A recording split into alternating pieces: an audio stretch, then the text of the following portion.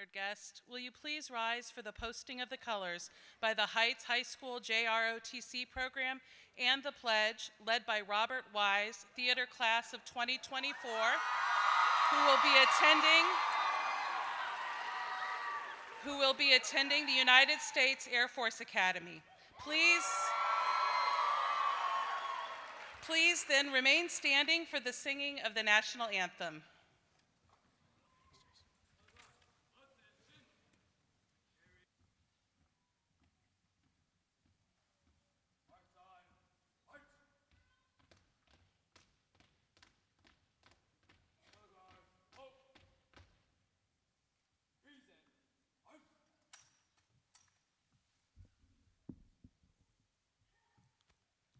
I pledge allegiance to the flag of the United States of America and to the republic for which it stands, one nation under God, indivisible, with liberty and justice for all.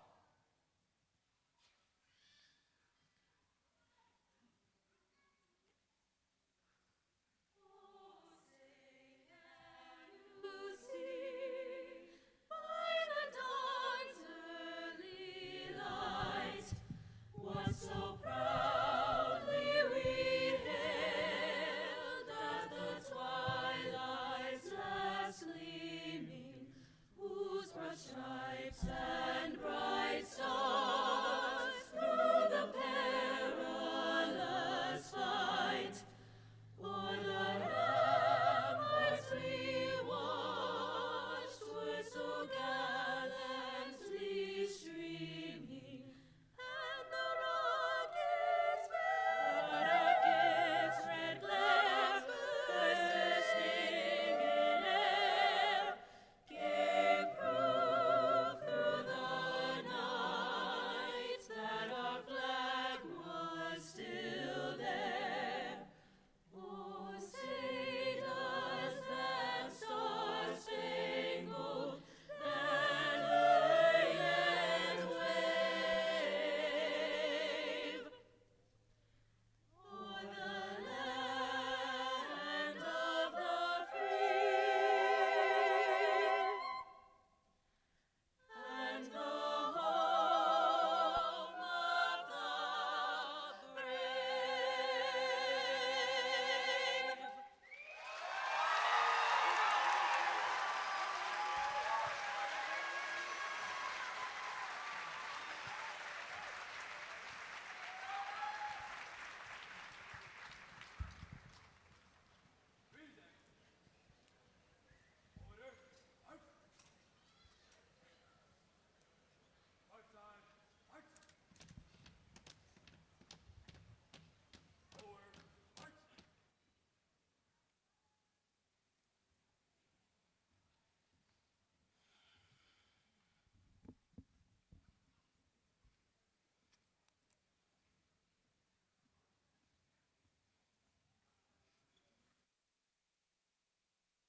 Privileged to serve as your MC this evening as we celebrate the accomplishments of the class of 2024 of Kinder High School for the Performing and Visual Arts.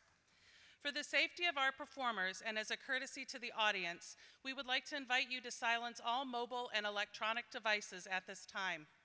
Please note that photosensitive guests may find our lighting difficult. Feel free to make your way to the lobby if necessary. Seniors, here we are. It's been 4 years since you began your HSPVA journey at 790 Austin Street. Well, you actually didn't begin your journey at 790 Austin. You began your HSPVA journey in a Microsoft Teams call.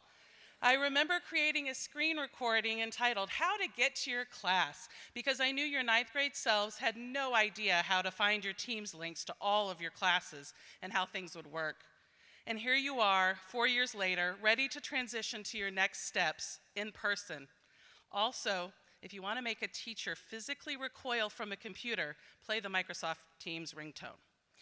Those fresh, hopeful little 9th grade faces that greeted me 4 years ago had worked hard to get to HSPVA, but HSPVA wasn't what was promised to you when you auditioned.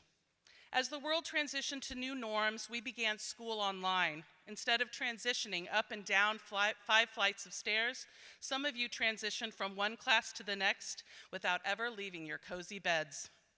Do you remember every little thing about those COVID school years? Are you surprised at how long ago that seems and how little you remember about the details? You might remember feelings, but the actual details of how things were, trying to find where to buy masks, learning how to share a screen with audio and video. Most likely, today, 4 years later, you don't remember any of those details. I wonder if our ability as a society to forget is a way that we as humans can keep transitioning to the next thing. Maybe that is why I've always felt such urgency in teaching history, because it worries me how quickly humans as a group seem to forget. When COVID hit, we transitioned to new ways of doing things. We transitioned to online school and work. We transitioned to wearing masks. You transitioned back to in-person school, keeping new ways of working together, while also going back to methods of learning that existed before COVID. In writing, a transition is a word or phrase that connects ideas together. The transitions that occurred throughout the worst years of COVID linked our lives before and after. We do new things, but we still do things that existed before. Your work and life up to this point tonight should not be an end, and your next steps should not be a beginning that have no connection to each other. Is our ability to constantly transition innately human? Is this how we keep moving forward without forgetting the important lessons that history provides? We tend to say we need to keep moving forward, but what exactly does that mean? It is easy to use that phrase tonight. You are marking one of those moments where people describe you as moving forward. It is a watershed moment, and we often describe graduation as an ending. Tonight, you do end your K-12 education. However, I'd like to challenge you to think of tonight more as a transition rather than an end. Artists understand the value of a tradition, of connecting ideas, feelings, and emotions together. Transitions exist throughout art because art is a reflection of our human experience. Art is human, and art speaks to us because it links our own individual thoughts and ideas to something larger. If you have felt moved while sitting in the Rothko Chapel surrounded by Rothko's works, or experienced sadness wash over you when you hear Sono Andate from Puccini's La Bohème, it is because Rothko and Puccini have created a space for you to transition your feelings to their creations. Their art forms a bridge to you that allows you to connect your life and experiences to their work. Art also creates transitions from the familiar to the new. Authors and playwrights use literary references and history to connect your knowledge to their writing, allowing their new ideas to be palatable to others. Without knowledge of Greek mythology, reading Emerson is not as full or rich. In dance and theater, movement and voice is used to transition, either from one physical place to another, or to link ideas and thoughts to each other. Dialogue allows transition between characters. So tonight, class of 2024, let's not celebrate an ending, but a transition. A transition from one period of your life to another, where you connect all that you have learned and experienced at Kinder HSPVA to your next stage. We hope that your time with us will provide you with strong connections to your next steps. Remember to use your art to help with this transition, whether you go into mechanical engineering or music performance. Art can help you understand the many transitions you will encounter the rest of our lives. Tonight, we are privileged to witness one of the more significant transitions of your lives. And for those of you in the audience, I know, having been in your shoes just last year, that tonight is very bittersweet. But take heart, tonight is not an ending, but a transition where these students' past are linked to their future, and you will always be part of them. And so, as we transition to the beginning of our evening, please join me in welcoming to the stage the principal of our beloved Kinder High School for the Performing Arts, Dr. Priscilla Rivas.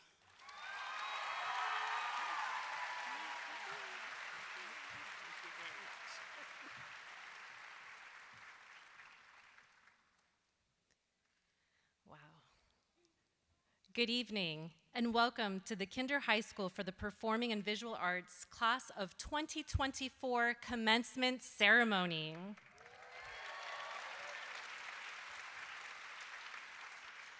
Buenas noches y bienvenidos a todos. My name is Priscilla Rivas, and it is my honor to have all of you here tonight to celebrate an extraordinary class of students and artists. We have some special guests with us this evening, and I would like to recognize them. HISD board member Jeanette Garza Lindner, HISD Deputy Chief of Staff Monica Dajewski, HISD Cabinet Member Alyssa Murray, Dr. Luz Martinez, Central Division Superintendent, Dr. Elena Villanueva, Senior Executive Director, Mr. Ray Winkler, Senior Executive Director of Support, Ms. Ileana Perez, Executive Director of Feeder Pattern, Dr. Thyron Hurst, Executive Director of Support, Aline Coggin, Executive Director of HSPVA Friends, several members of the HSPVA Friends Board of Directors, and our new faculty members who will be joining the HSPVA staff in the fall. And just in, we have a message from Congresswoman Sheila Jackson Lee, representative for the 18th Congressional District of Texas. She has a staffer here celebrating our graduates tonight. Congresswoman Sheila Jackson Lee has also sent certificates of congressional recognition acknowledging the academic achievements and successes of the 2024 graduates of HSPVA. She also sends recognition honoring the class valedictorian and co-salutatorians for their outstanding work and accomplishments. She says, congratulations to the graduates of this wonderful school, and I wish you all much success in your future. Next, I would like to honor a group of people who have lovingly guided our students through the past 4 years of their exceptional journey. Would our HSPVA faculty and staff please stand and be recognized?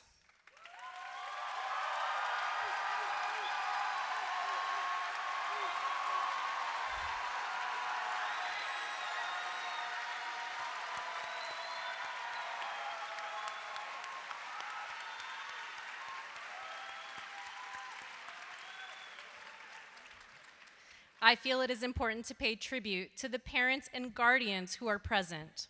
Your unending support and patience have carried your child to this point and will be a crucial component for their continued success. Parents, please stand and be honored.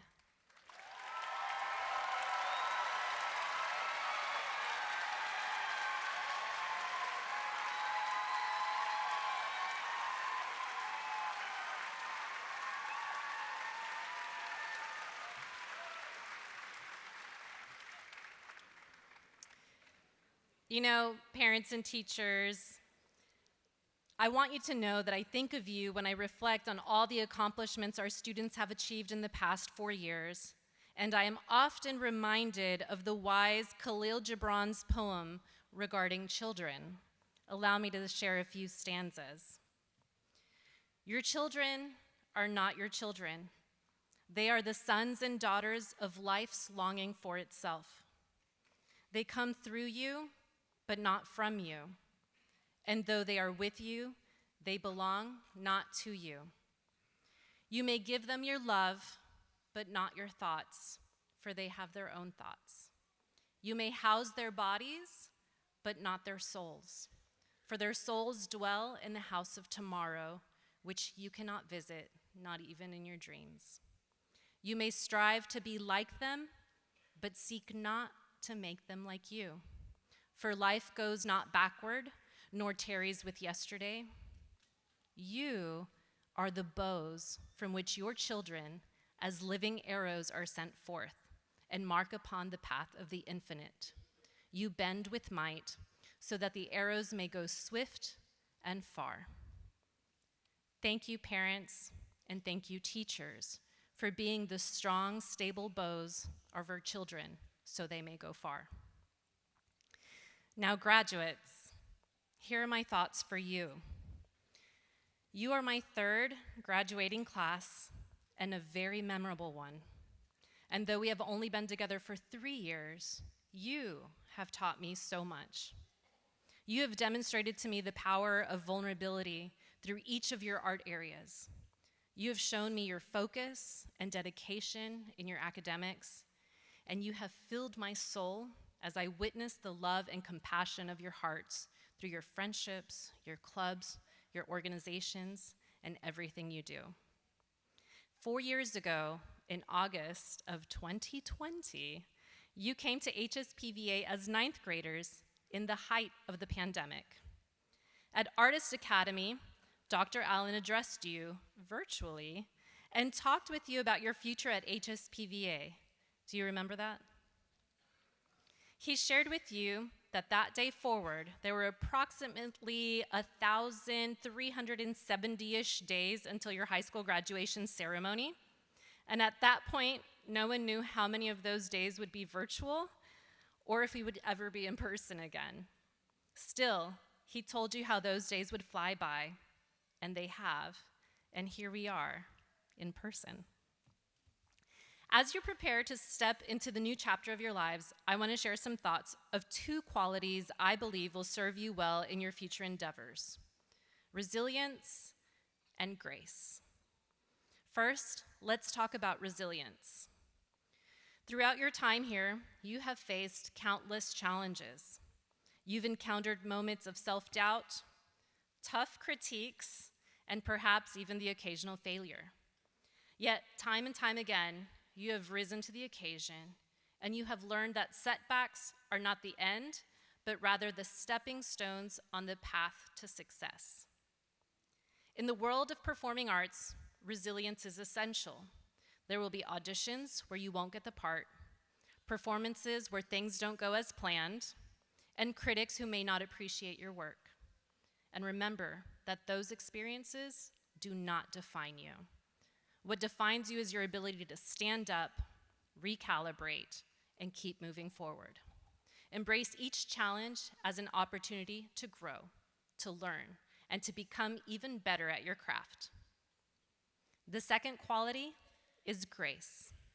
In the performing arts, grace is often associated with physical movement, with the elegance of a dancer or the poise of an actor. But grace is so much more than that. Grace is also about how we conduct ourselves, how we treat each other, how we forgive one another, and how we navigate the world around us. As you leave the supportive environment of our school and venture into the wider world, remember to carry yourself with grace. Be kind to those you meet, for everyone is fighting their own battles. Show humility in your successes and learn from your failures. Grace is about understanding that we are all connected, that our actions have impact on others, and that true greatness comes from lifting those around us. In whatever you choose to do after this evening, please know each of you has what it takes to do exactly what you set out to do. Your teachers have taught you art, dance, theater, music, writing, history, math, science, English, world languages, and so much more. Your family and friends have loved you and supported you. You have the tools to begin the next chapter of life. We wish you everything that you so richly deserve in the years ahead. It has been my honor and privilege watching you grow and succeed. Congratulations, class of 2024. Now, let's celebrate your accomplishments with an outstanding evening of performance. Thank you.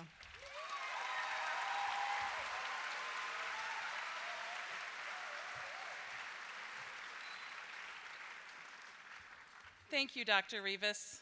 The human voice is the oldest tool of transition for humankind. Our voices help us shift to beginnings, as our national anthem did tonight, or to an end, as it is sung at a medal ceremony at the Olympics. Using our voices helps us transition to a mindset of reflection or meditation. Judaism, Christianity, and Islam all use singing to transition people to prayer. The human voice is an instrument that the vast majority of humans own, and because of that, we have used it from the beginning of time to help us shift into a different purpose or activity. Soldiers sing as they march into battle, but we also sing lullabies to help our babies transition to sleep. How many of you desperately sang Rockabye Baby 18 years ago while silently praying it would help one of these students fall asleep? But just because we all have this instrument, it doesn't mean this instrument is the same in all of us. Let us welcome the vocal music seniors back to the stage with their finely tuned and trained instruments as they share with us a medley of various works to mark their transitions from HSPVA.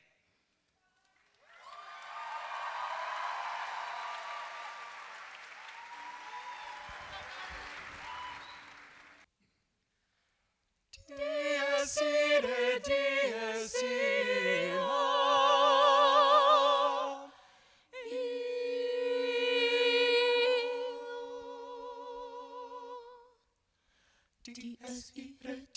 illa, solve seclum in favilla, dies illa, teste David cum Sibilla, dies illa, solve seclum in favilla, dies illa, teste David cum Sibilla, dies illa, solve seclum in favilla, dies illa, teste David cum Sibilla.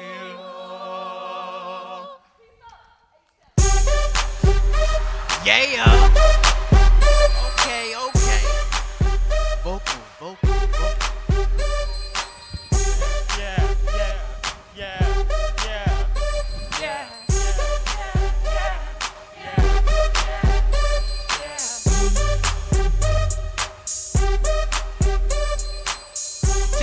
Cause we're ready to sing. Sing it now, y'all.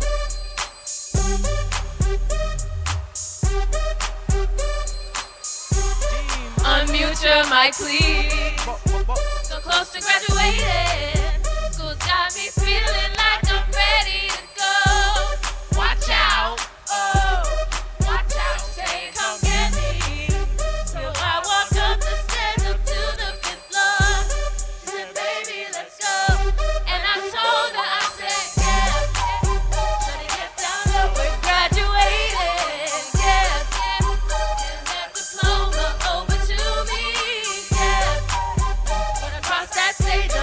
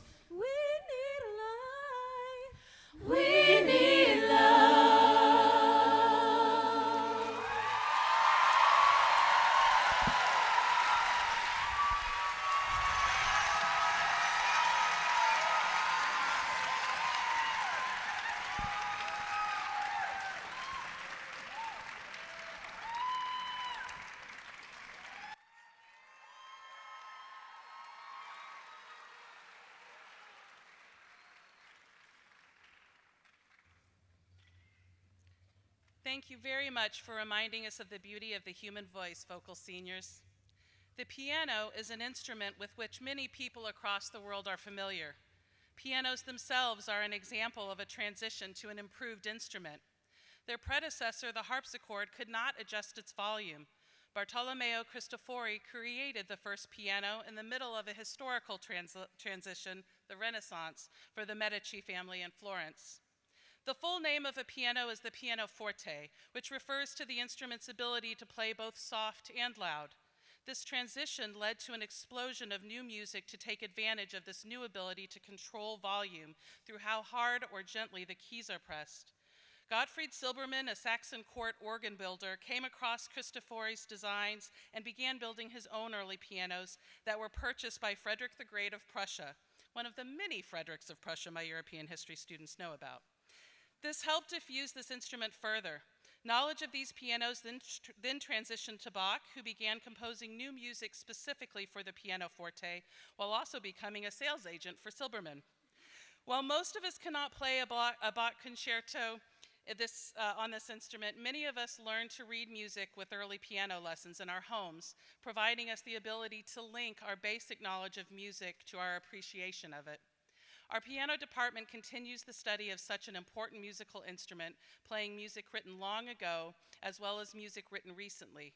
Tonight, our senior pianists are pleased to present to you another way of saying goodbye to HSPVA via this transitional instrument as they perform Totentanz, Dance of Death by Franz Liszt, arranged by the piano class of 2024.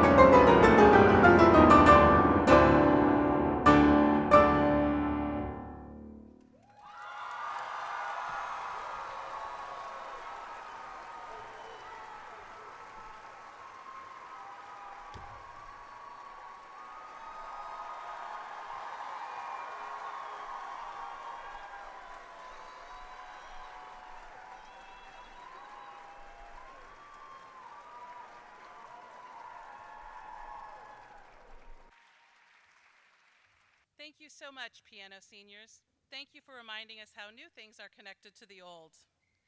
The written word provides some of the strongest transitions found amongst humanity by the very virtue of its longevity.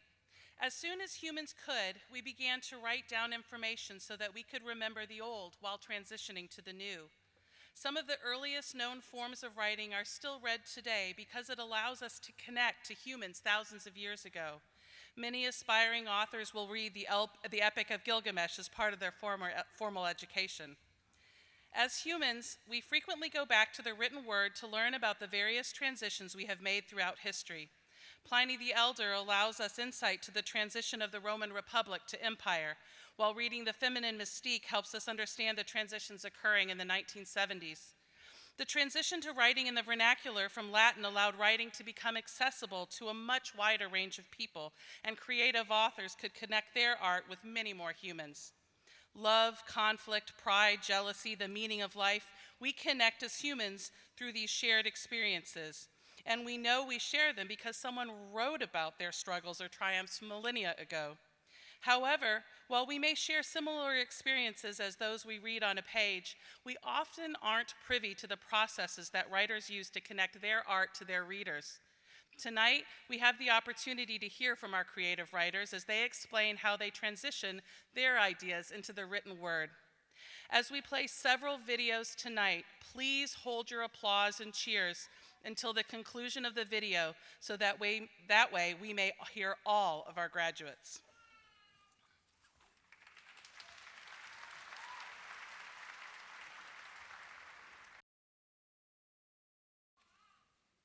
Ever since I was little, I've been writing stories. I would hand make books and read them to my mom. Writing has always followed me, and I've always followed it. When you get that little click rush kind of moment where you're like, I have to write this down, that's like the most exciting and I think raw part of the process. I think it's a way of processing how I'm thinking and feeling about a situation by kind of almost distancing myself from it. Once I put something on a page, I've like created space between myself and the thing I'm feeling or thinking. And so I guess it's just easier to work through it that way. Because I think it's beautiful, like poetry especially. I love it. I feel powerful when I write. It kind of gives me this ability to talk about things that I usually can't talk about in everyday life.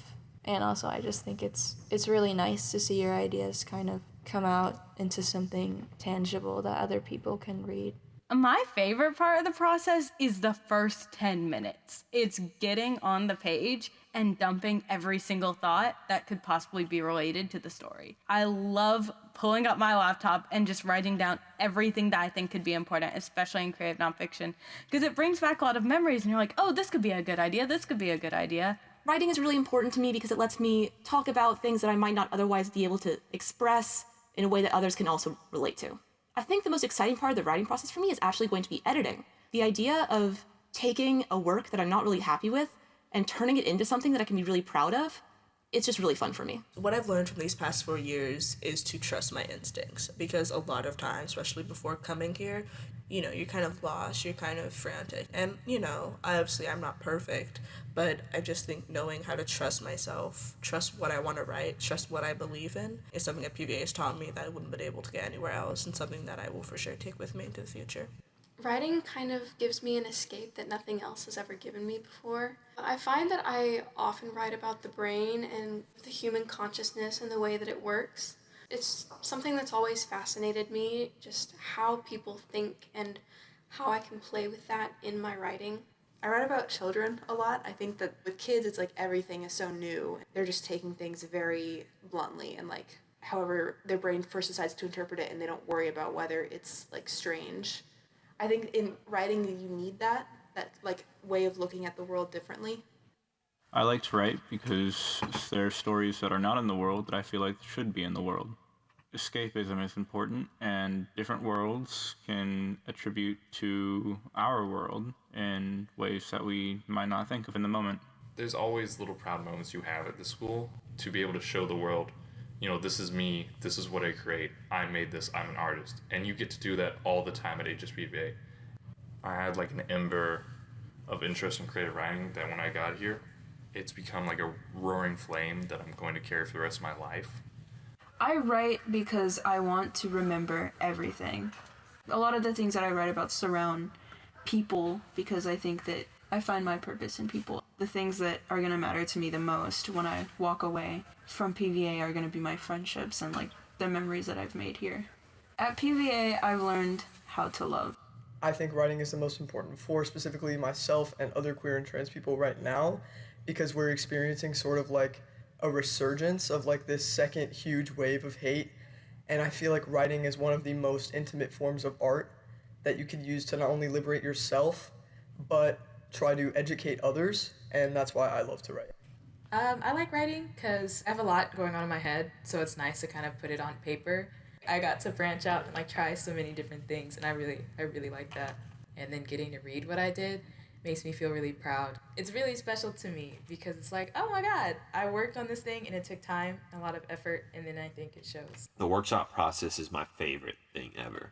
Getting critiqued, like obviously going into it is scary, but when someone's like really excited about something you wrote, it's one of the best feelings in the world. Like having someone go, Dylan, this line, it speaks to me. It means a lot knowing that something that you put to paper is something you thought someone else related to. Writing kind of captures people's perspectives, and it's just interesting how people, I guess, express it in different ways. I like to write because sometimes I don't know how to express myself verbally, so it's just easier to write stuff down, put it together, and it's like, wow, this is how I see everything. I think something I've gained from the creative writing program here is the ability to really communicate what I think in a way that inspires other people, and through that spark conversations and even spark action. I think that's just something so important. Writing is indiscriminate. You can write about anything. There are a lot of parameters around everything else that's not necessarily true for writing. I just want to be known as like, oh, Chase did this funny thing, or he made me laugh one time, and it made my day. I like to write because it gives me a venue to express my emotions and also like a creative outlet to really both process like my thoughts but also state my opinions on things, and a way in which I can just really almost like be free with myself. I think it's interesting to write from an entirely alien perspective, and fantasy and sci-fi allow for a lot of that because you don't really know what's in this world until you start putting pen to paper and just figuring out what you want out of it. I think writing is a way that I take those, like the big jumble, and I really find the core of what I'm trying to say and I refine it. I think I've just gained like some really close friends and some really great memories. I've really learned to like enjoy this like found family. It's a very like nice place to be, and to be surrounded by people who like know you and know like your quirks. I think Houston is a really big theme or motif of mine, and not even just like specifically Houston, but the way Houston is, because it's such a like messy city and kind of an ugly city, but also sort of beautiful. I just see stories everywhere in conversations or when I'm people watching, and all around me I've been able to find stories, and I think that's a really like joyful view of the world for me. I write because I feel like a lot of my thoughts are very abstract, and I want to find like a concrete way to put them out into the world. Most exciting part of the writing process for me is the very first draft, because usually I have like a whole story planned out in my head, just very jumbled around images that I just really want to get onto a sheet of paper. So when I really start to see it like materialize, it's very special for me. I just write because it's fun, and because I think it's a good way to like express your emotions and to process things. And also sometimes I think it's fun to tell people that I write. Like I think it makes me sound kind of fancy, because they're like, what do you write about? And then you're like, what do you like to know?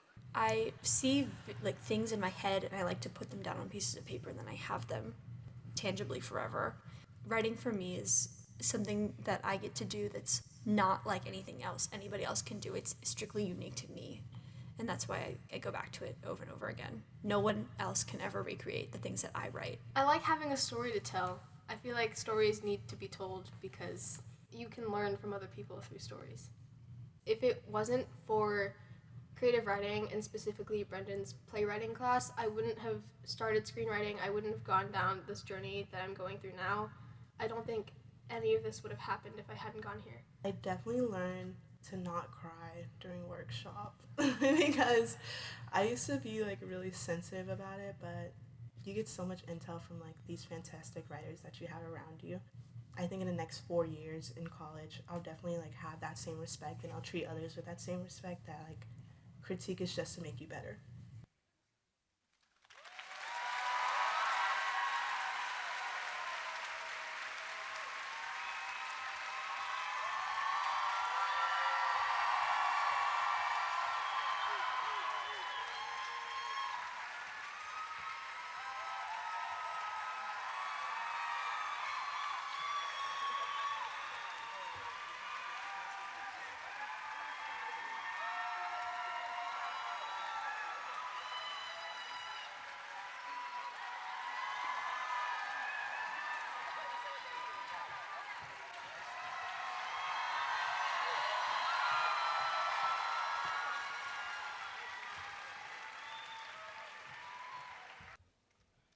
Thank you so much for allowing us behind the curtain creative writing.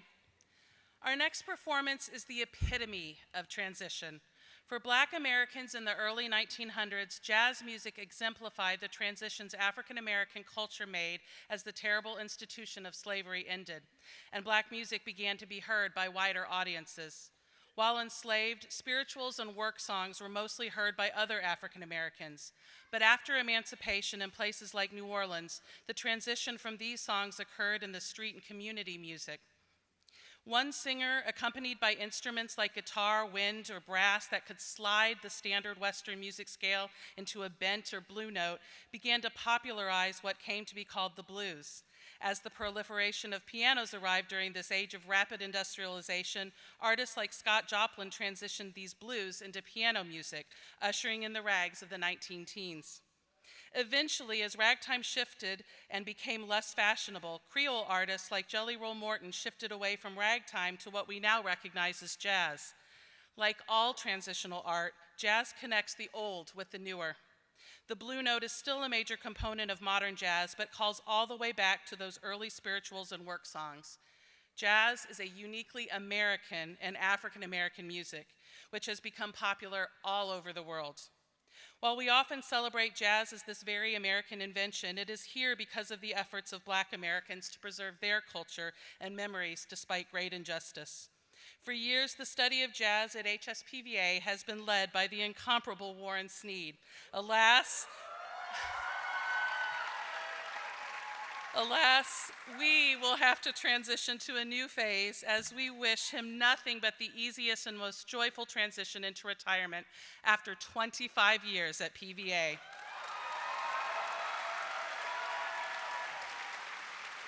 And that's not including his time as a student. I am lucky to work in a place that values this rich tradition as much as Kinder HSPVA, whose students work hard to carry on the study and practice of this important American art form. Let us now hear how our newest graduates envision these connections as they play St. Thomas by Sonny Rollins.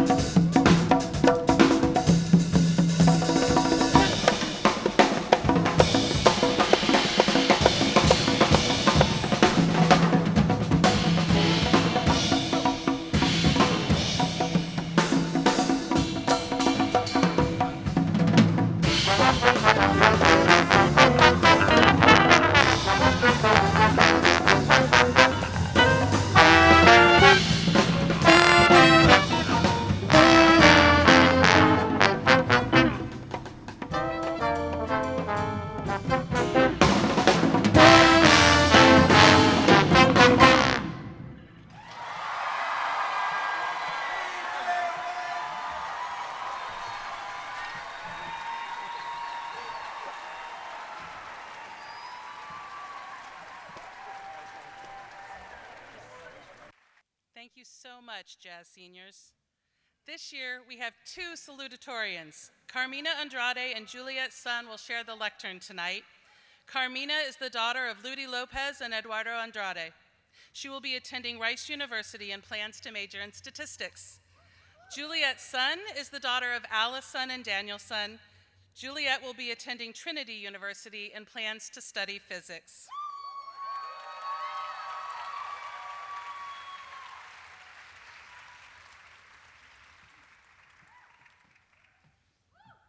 Hi, Juliet. Hi, Carmina. Wow, isn't it crazy that we're graduating today? Yeah, speaking of, we have a speech to give. Okay, yeah, we should probably get into that. Hello, everyone. My name is Carmina Andrade. And I'm Juliet Sun. And we are honored to be standing here before you all as Kinder HSPVA Salutatorians. We would like to thank everyone who made today possible, especially HSPVA's administration and teachers. Congratulations, everyone. We made it. Our journey as a class was definitely not easy. We started our first year of high school online and had to deal with the already difficult process of adjusting to a new school in the midst of a global pandemic. We also had a freeze. Is that it? I feel like there was at least one other natural disaster. Yeah, probably. Some floods here and there, the usual. I think there was like a tornado. Yeah. And in the midst of all this, the world kept changing around us. Twitter turned into X. I still call it Twitter, though. I think everyone does, Juliet. Also, this might be a crazy thing to say, but it just feels like it's getting hotter by the day. I know, right? The point is, the world is so unpredictable, and for a teenager, that in itself can be so incredibly overwhelming. Somehow, in all of this chaos, we had to grow up and learn some valuable lessons. Some of those lessons came directly from the environment we were in, 8 hours a day, 5 days a week. Being a student at HSPVA isn't exactly for the weak. You quickly learn at this school that everyone is incredibly passionate about something. For some people, it's academics. For other people, it's the arts. The point is that HSPVA has this culture of achieving, of excelling. Hard work can get you so far in life, and it's exactly the reason we are all here today. Along with the fact that we have amazing teachers and incredible parents. Yeah, shout out the parents.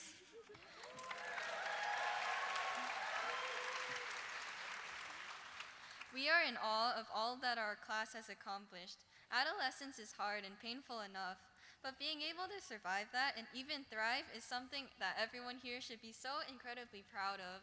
Even the small accomplishments are something that should be celebrated. In fact, these might even be the most important ones of all, because they show how even in day-to-day life we can triumph. We'll skip the whole part about everyone having bright futures, because we know it to be true. The question isn't whether we will be successful or make a lot of money or be famous. It's more about how we choose to live, whether or not we choose happiness. In HSPVA's ecosystem of achievement, it's easy to lose sight of what's actually important, yourself. I spent so long trying to hold myself up to this ideal standard, hoping the next goal I achieved would bring me happiness. And I know I'm not the only one. A lot of us here struggle with the weight of these big responsibilities we feel we must shoulder. But happiness doesn't come from making others happy or doing what you think is expected of you. It comes from yourself, from the small accomplishments, not just the big ones. There's one more lesson I've learned from our time here. What? I thought that was it. Surprise! This one goes out to my fellow salutatorian especially. Here at HSPVA, I learned what it means to have a good friend, which I'm sure many of us can relate to. A good friend isn't someone who is just there for you during your good moments, but also in your lowest lows. And I am so grateful to have a friend like you, Juliet. That was okay. Keep going. Thank you. Congratulations, class of 2024. Let's carry forward the lessons we've learned because our futures are so bright and just waiting to be discovered. Thank you.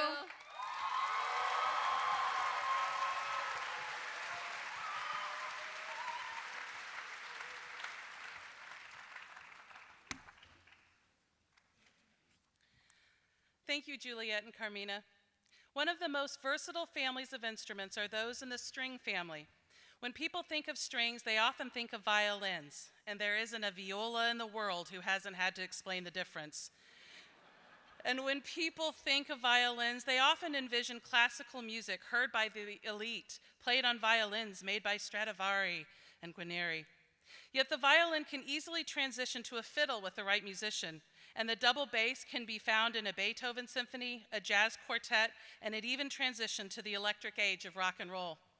The ability of a string instrument to transition between so many different musical styles makes them one of the most ubiquitous types of instruments around the world.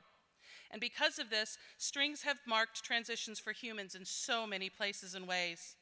Who hasn't witnessed the sound of strings at a wedding ceremony when the bride emerges to walk down the aisle right before she transitions to a wife, accompanied by Pachelbel's Canon in D? Or listen to Handel's water music as the wedding party transitioned out of the church to the reception? Great composers take advantage of the transitional possibilities found in string instruments as they can be bowed, plucked, or even hammered. You all transitioned from finding your seats and settling in tonight as soon as you heard Elgar's familiar cellos in Pomp and Circumstance. Our HSPVA strings have worked hard to maintain this essential link through our historical past by ensuring that we will continue to grow and train strong musicians. Let us take a moment to appreciate their efforts as we hear the senior HSPVA strings play Leonard Bernstein's A West Side Story medley, arranged by Robert Longfield.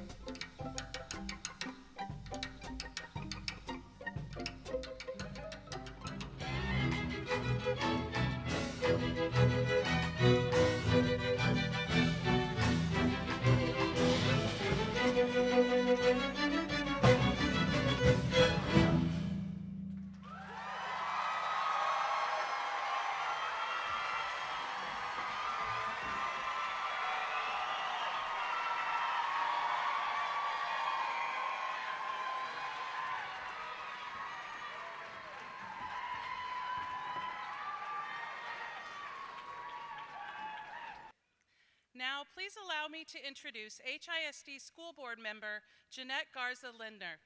Ms. Garza-Lindner is not only the mother of 2 children who attend HISD schools, she is also a member of the Houston Cecilia Chamber Choir and supports the local arts and music community as a devoted patron.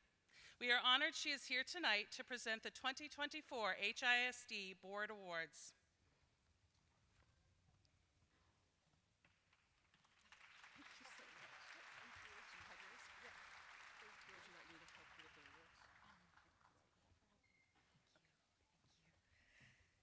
Good evening. It is an honor to be here to celebrate and acknowledge you, the 2024 graduates of the Kinder High School for the Performing and Visual Arts. It's a privilege to share in this milestone in your lives. Commencement is the highlight of our service on the school board, and I am honored to celebrate with you tonight. My wish for each of you is that you never stop learning, you never stop growing. In due time, you each realize your full potential, and you each create the best possible life for yourself. And now, on behalf of our school board, it is my great pleasure to present the School Board Student Awards, a distinctive honor given annually to 2 seniors in recognition of their overall exceptional accomplishments in the areas of academic achievement, character, service, and leadership to Kinder HSPVA. But first, I would like to present honorable mention certificates to 4 outstanding seniors. Will you each please come up to receive your certificate? First, Brian Oliveira.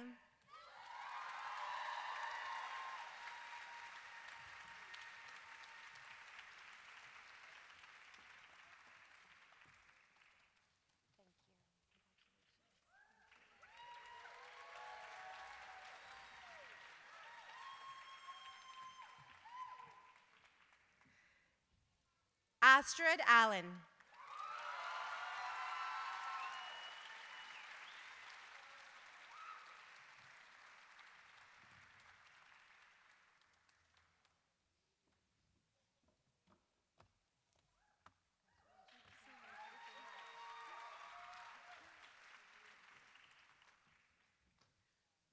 Callisto Lim.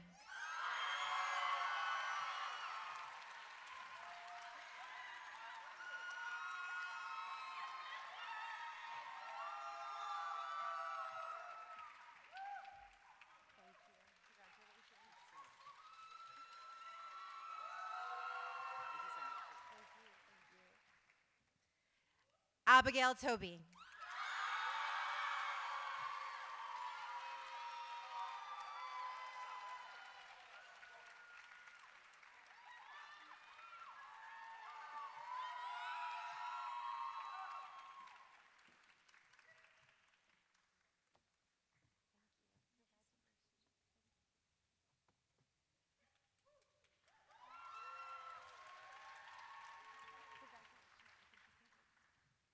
And now, the recipients of the 2024 Board Award are Rosalinda Joaquim,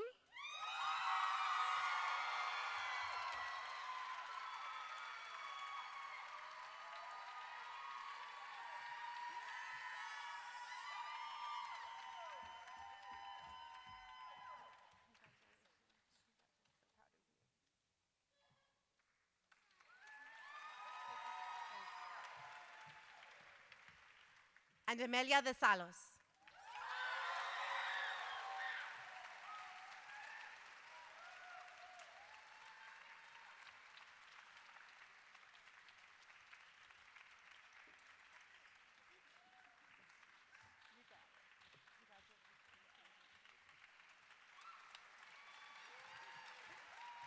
And congratulations, each and every one of you, class of 2024. Well done.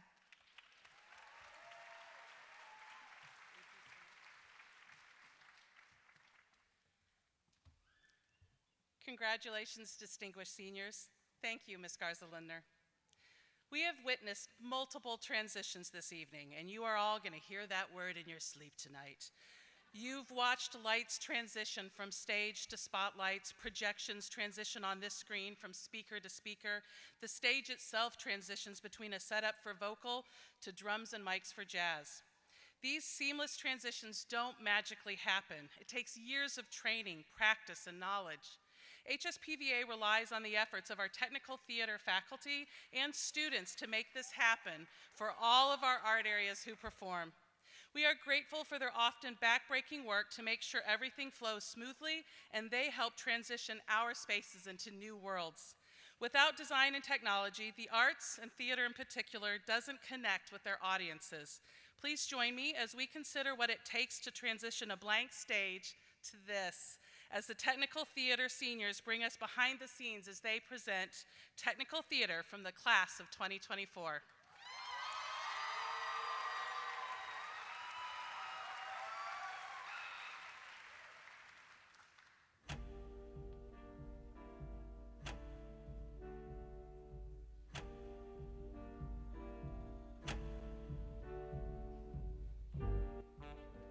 Ava.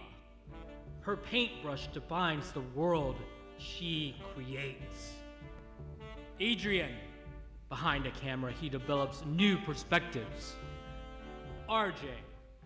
She mixes up her own concoctions of sonic experiences. Simon. He weaves brilliance through the hymns of his spirit.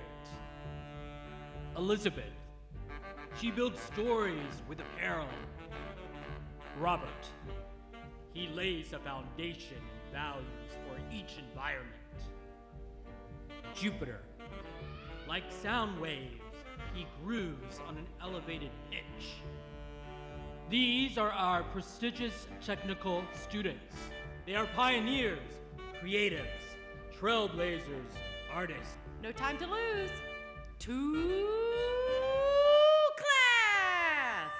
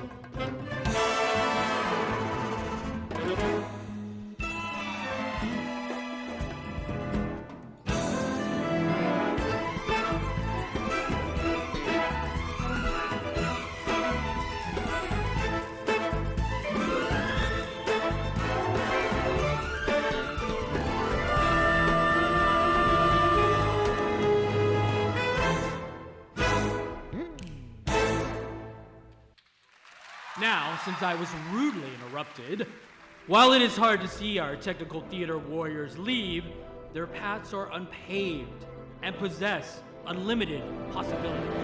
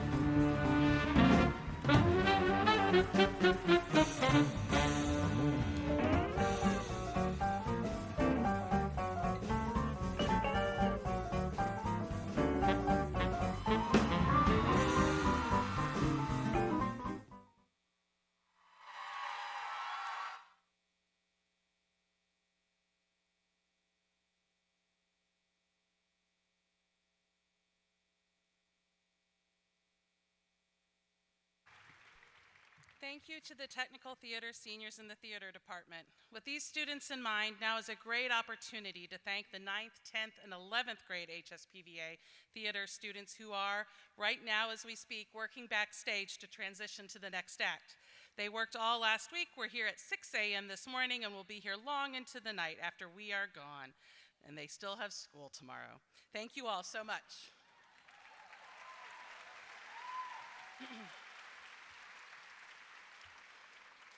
Whether just a drum and fife or a full-blown 6A Texas high school marching band, the instruments found in a woodwind band help us transition in a myriad of ways. School band programs are often the only opportunity to learn to play an instrument for millions of American students.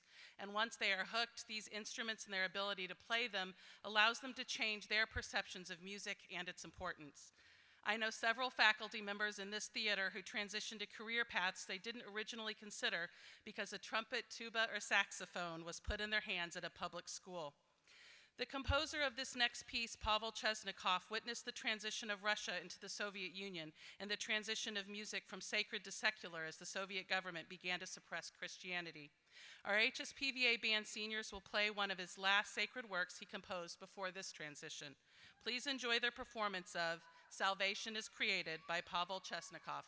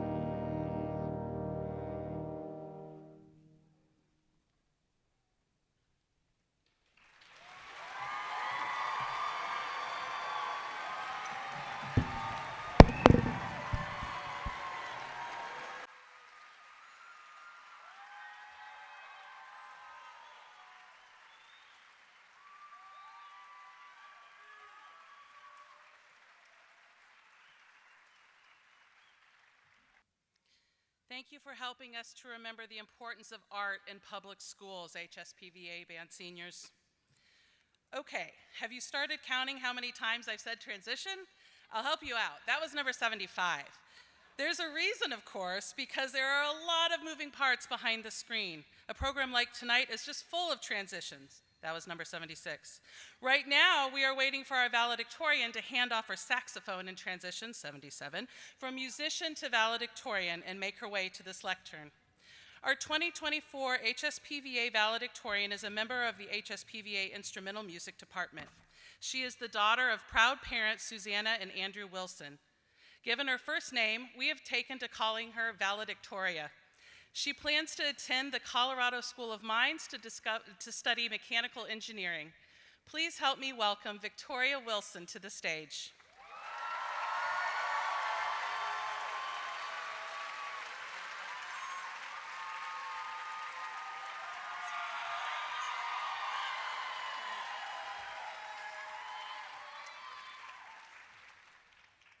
Hello, teachers and students, friends and family. Thank you all for coming out on a Monday night during an Astros game to watch 196 high schoolers walk slowly, like we have no purpose, across this stage.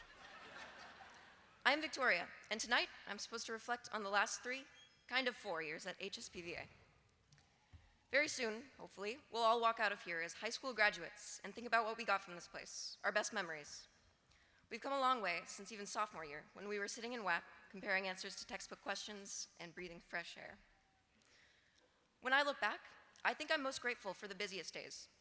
For the days when I had to think about which classes I would eat lunch in, so I wouldn't be spitting food into my instrument for both my lunchtime rehearsals, and could get downstairs in time to practice after school. All of our hours of unpaid labor, rehearsing until late at night, playing friends' gigs, and making art to give to the school might have been worth it. We got a tiny taste of the real world, of the hard work and standards that we'll need to set for ourselves. I think the most important thing I've learned here is to be intentional. I've met most of you at least once, and I know you all have what it takes to do something big. It doesn't matter what you do, as long as you do it well. Just make sure you're intentional in your choice. Don't accidentally put half your time into something you don't really care about. And for one final thought, no matter what hardships you encounter going forward, remember, as a good friend of mine always says, at least you've never found a live maggot in your saxophone. Thank you.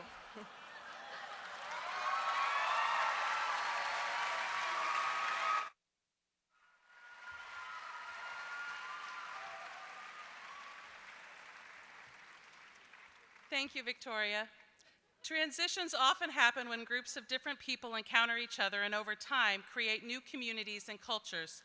In Western Mexico, a transition occurred when European and Spanish stringed instruments were brought over in the Columbian exchange.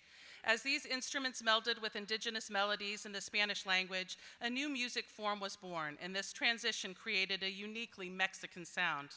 After the revolution in the early 20th century, mariachi transitioned from a rural art form to a more urban tradition. Over time, mariachi has transitioned again and again as it diffused out of Mexico into the diaspora communities in the United States. For many Mexican Americans, important transitions are celebrated with mariachi music. Kinder HSPVA is proud to help advance the study of such a vital sound to Houston and beyond through its dedication to mariachi.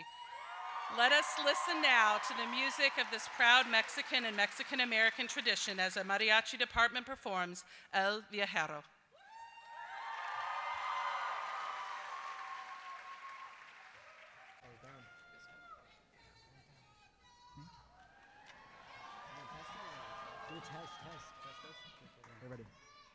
Test. Test, test. Test, test. Test, test. Test, test, test, test, test. Test, test.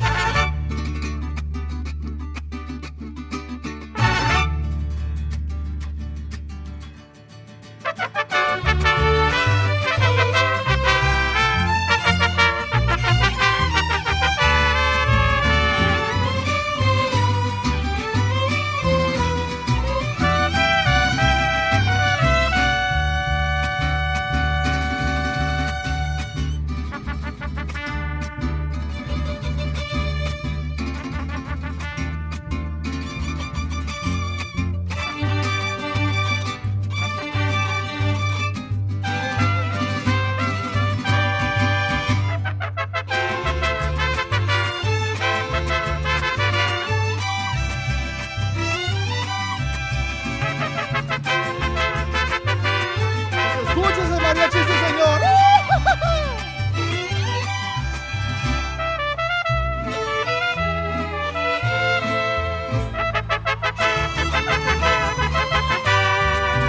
Soy ese viajero que va por el camino, por brechas y veredas, buscando su destino.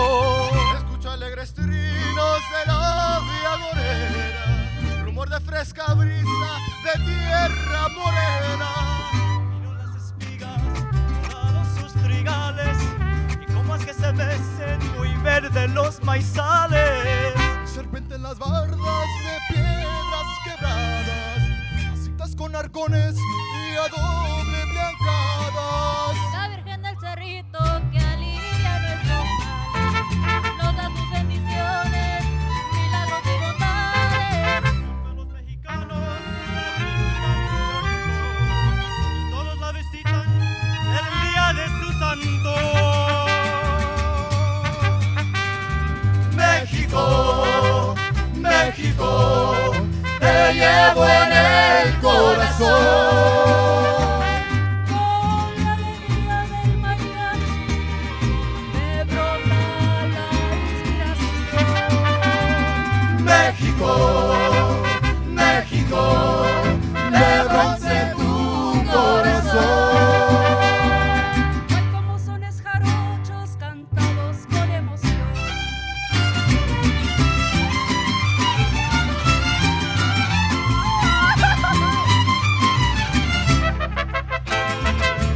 ¡Dímelo, muchachos! ¡El que vive del mariachi, sí, señor!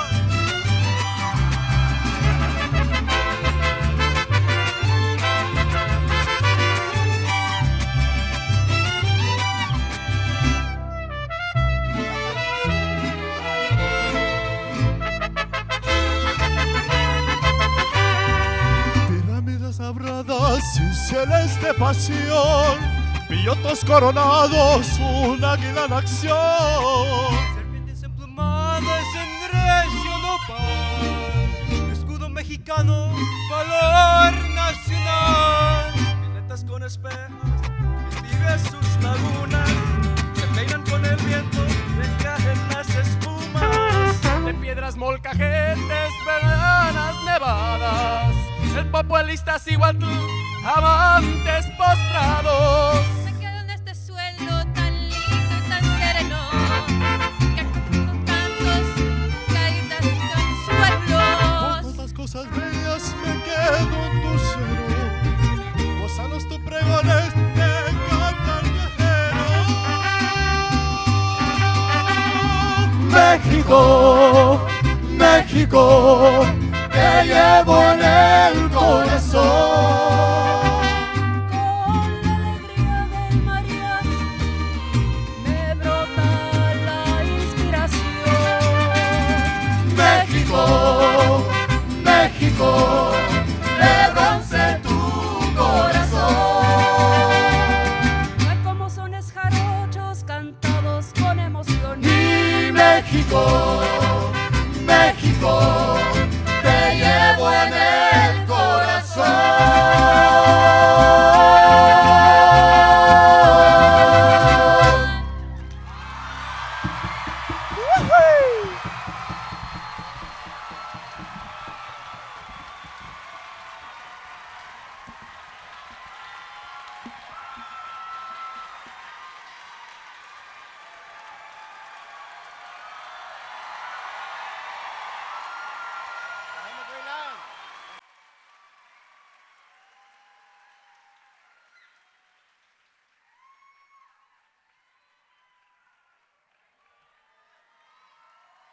Thank you so much, Mariachi seniors. Music may provide an auditory cue to transition, but theater permits the written word to transition to the stage. Theater allows humans to connect the written word to human emotion and thought through physical manifestation. A playwright cannot connect to their audience through the work without the actor. Written words become dialogue, the transition of ideas and thoughts from one actor to another. The craft of an actor then transitions these written words onto the stage, adding emotion, movement, and sound to connect to their audience in a visceral way. Done well, theater forces us to face our own feelings. It is this transitional work of the actor and the playwright's deft use of the actor's ability to create a link between the stage and the audience. Whether that link allows us to examine human compassion, community, and death like Andrew Garfield accomplishes in Angels in America, or to make the audience recognize the ridiculous nature of manners in Shaw's The Importance of Being Earnest. Theater helps us learn from each other and through each other via its ability to transition our human experiences to universal themes. Please allow the theater class of 2024 to show you how this transition occurs as they present a scene, a song, a dance, a life.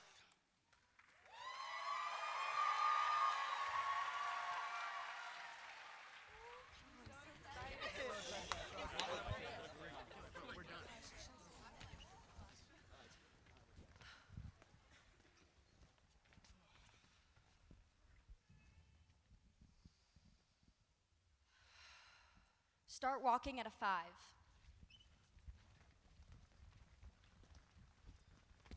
Begin noticing each other. Make eye contact with each person in the space. Move at a 3.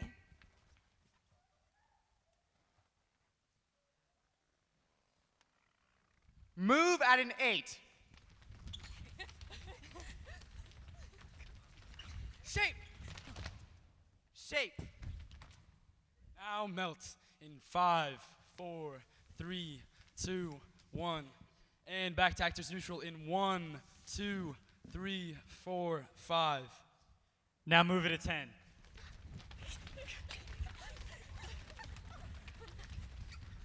Now move out of 1.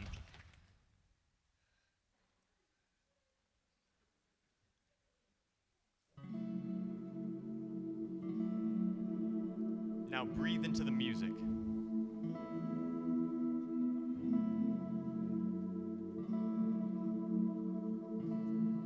How does that affect you?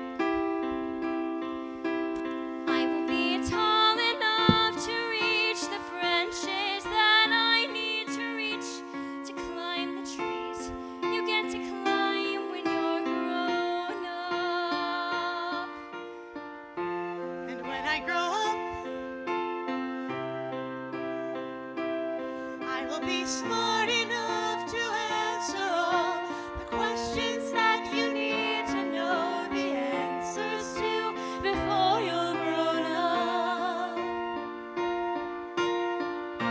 And when I grow up, I will eat sweets every day on the way to work, and I will go to bed late every night. And I will wake up when the sun comes up, and I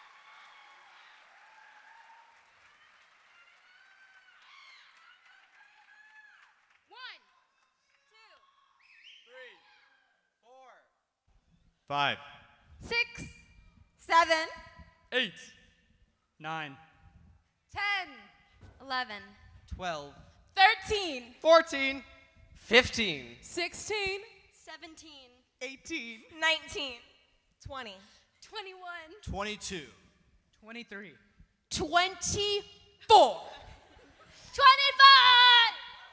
26, 27. 28, 29.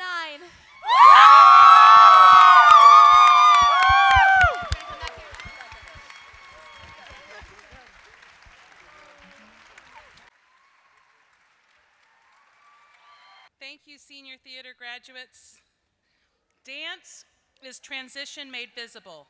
Dancers spend their lives learning how to transition from one part of the stage to the other, to transition from one part of a dance to a jump, or to change position to start a new choreographic phrase. Dance even has words for these transitions, and anyone who took even a few introductory ballet lessons as a child knows what a plie, chassé, or glissade is, even if we don't remember the French word. Dance understands the necessity of transition. Without transitions, dance loses its flow and its wholeness, and it seems disjointed. When transitions don't go as planned in our lives, we often feel unbalanced and disjointed, as if we aren't connected to our lives properly. The art of dance helps us know what to do when this happens. If you remember your past as you move through life, you will have experiences, knowledge, and people to help inform your actions. The Kinder HSPVA Dance Department understands how relevant dance is to our transitions, both in its traditional forms and new, and it is their pleasure to share this connection with you as they present our Last Dance, performed to Last Dance by Donna Summer.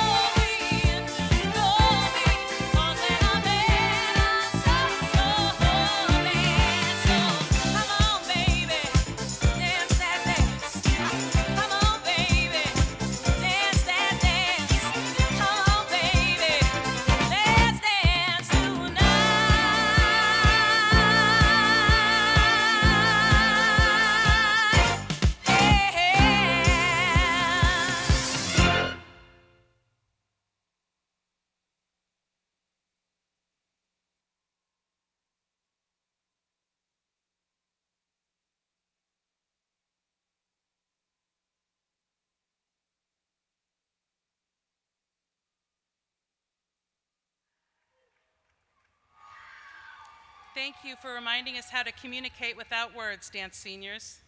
Finally, it is time to recognize the work of our visual art department. In history, major transitions are rarely understood by the people who are part of them. Short of significant political revolutions, it's not easy to see societal transitions in the moment. Often, the most obvious way humans can identify these transitions is through visual art. We talk of the Renaissance as being a change in thought, yet the visual art of the time still connected to the past. Da Vinci painted his secular Mona Lisa, but he also painted the Last Supper.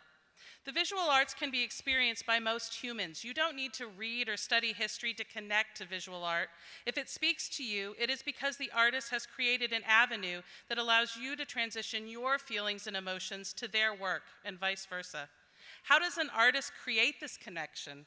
Tonight, we are fortunate to be able to hear directly from our 2024 senior visual artists as they have compiled a video to allow us to hear about their process. Please join me as we look at their artist statements and portfolio selections, and please, as a gentle reminder, hold all applause and cheers until the conclusion of the video so that way we may hear all of our graduates.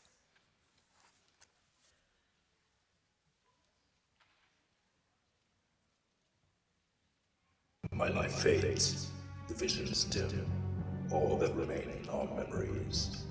I remember a time of chaos, ruined dreams, this wasted land. But most of all, I remember the HSPVA 2024 Senior Visual Arts class. Together, they would create artworks of paint and clay. Some would call it a multicolored nightmare, others a firestorm of fear.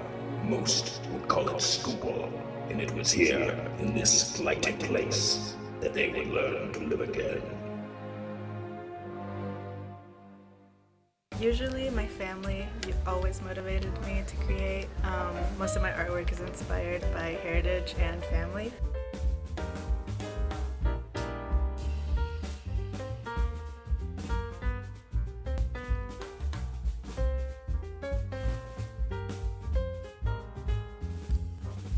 Last year in Junior Concerns, I think it was called, we had Waddell. Mr. Waddell essentially confronted me on all the crappy art I was making, and he was like, "Why aren't you doing what you want to do?" That was big for me.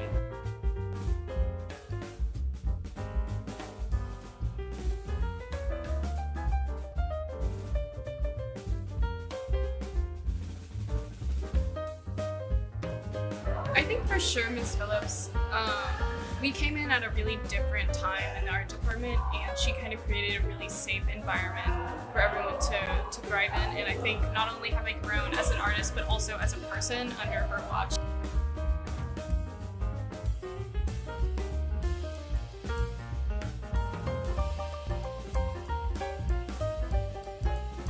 Ms. Fowler, she helped me a lot throughout my work and also throughout my personal life. She's been very supportive, very helpful, and I really wouldn't think that I would be able to do the things that I do now if it wasn't for her.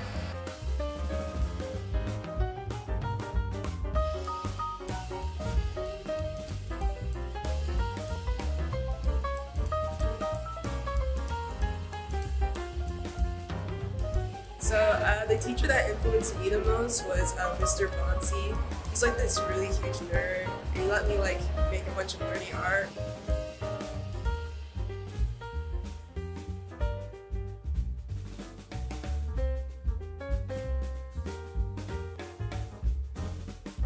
At the time of me being accepted to PVA, I'd say my art was super clean. I didn't do any shadows or anything like that. It was kind of bubbly in a way. I realized that I could do something that's more graphic, something that's just has more line weight to it, more details, and I think that's how people see my work now.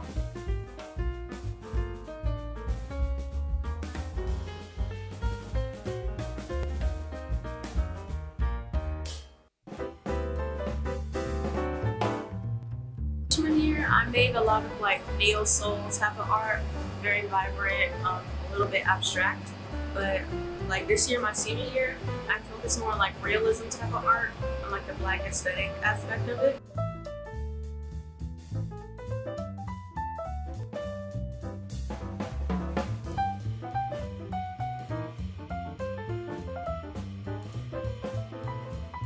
art. I know that I'm definitely gonna keep a sketchbook with me because I just like love to like draw my sketchbook. Probably to like carry some ink and probably some watercolor with me.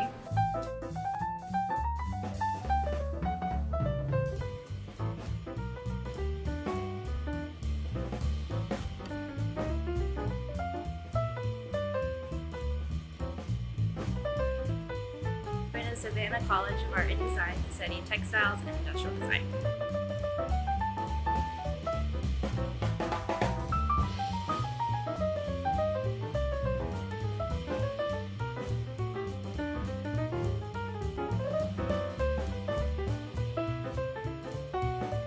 I'm going to Pratt, basically like fine arts. I'm majoring in fine arts, and I'm my minor in fashion design.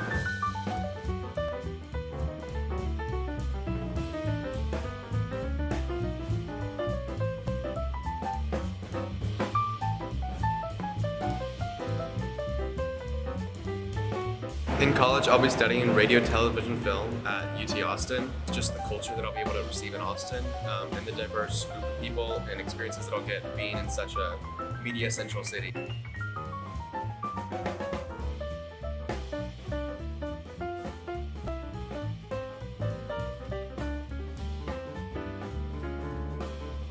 Studying fashion design at FIT. Living in New York because it is one of the fashion capitals of the world.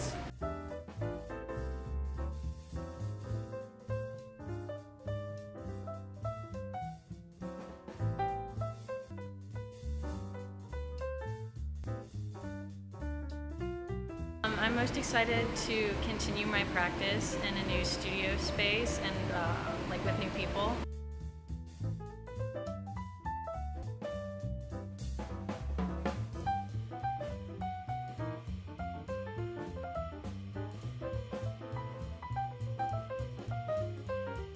Yes, I'm studying art in college. I'm studying illustration.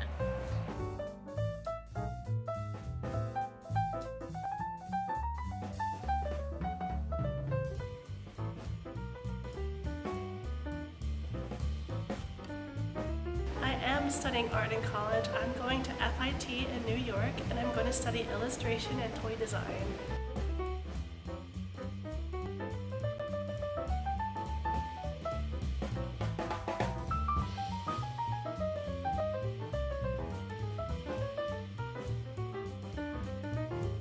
I'll be studying filmmaking at College for Creative Studies in Detroit, Michigan.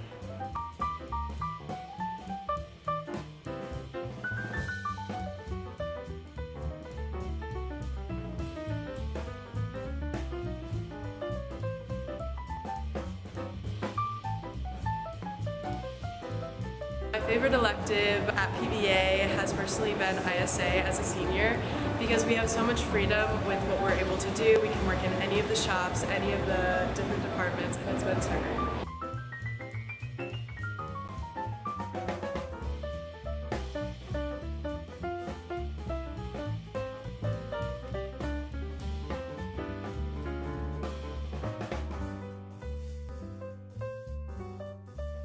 My advice for incoming freshmen is probably to just experiment with whatever you have because there's so many opportunities to just try whatever medium you get your hands on. I tried like crocheting, printmaking.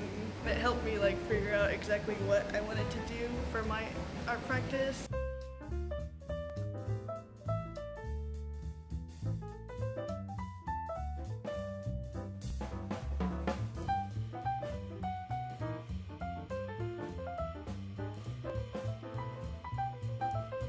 For me personally, I would say having a lot of different studio spaces, since it really gave me the chance to like explore a lot of different mediums.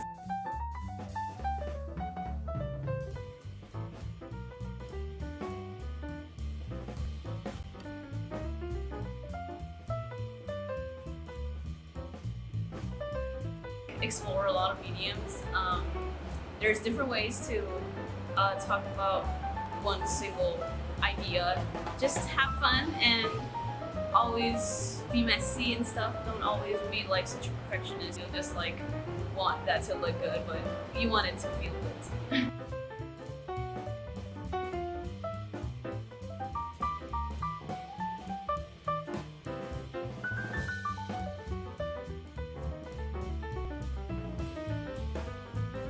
piece of advice that I would give to younger artists is get involved in the community that you have, especially if you live in a big city like Houston.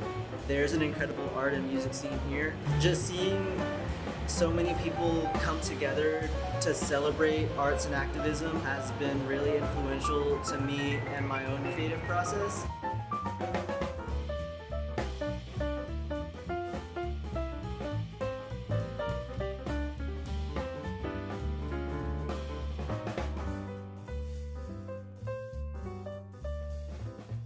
I would tell younger artists to take their time with their work, to not focus on making the big giant piece at the end, but to just focus on the little details, because that's what your art is about. It's about taking the time with the smaller parts and really putting yourself into it.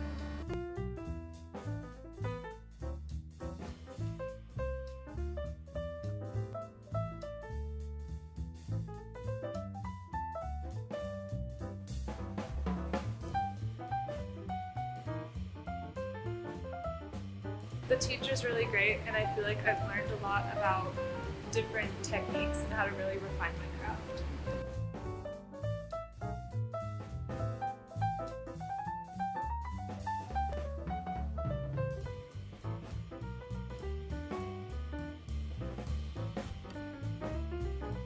Advice that I would give to young artists is to not overthink about your artwork.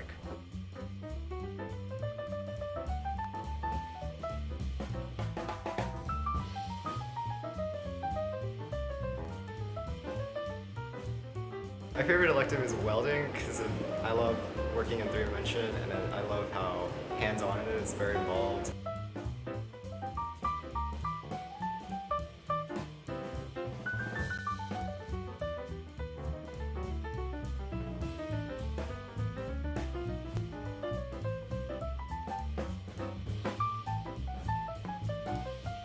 First time that I ever created my little plant humanoid creatures. If you know my art, you know I like to make these little plant people, and I think that inspired a lot of my work from there, so I like to think of it as a pivotal moment.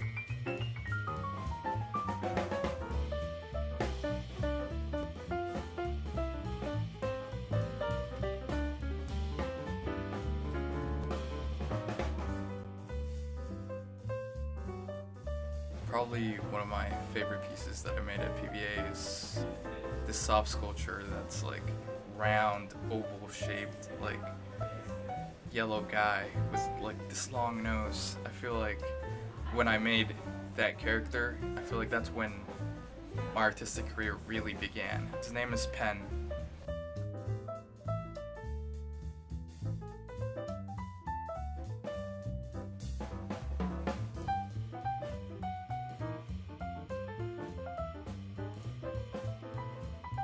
Favorite piece that I made here was my Dog Eat Dog music video that I made for my narrative class. I always like video. Video is my favorite thing to do, and especially with like a music video, there was a lot of jokes I could add in and a lot of little secret details I like to put in. I could really spread my wings with that.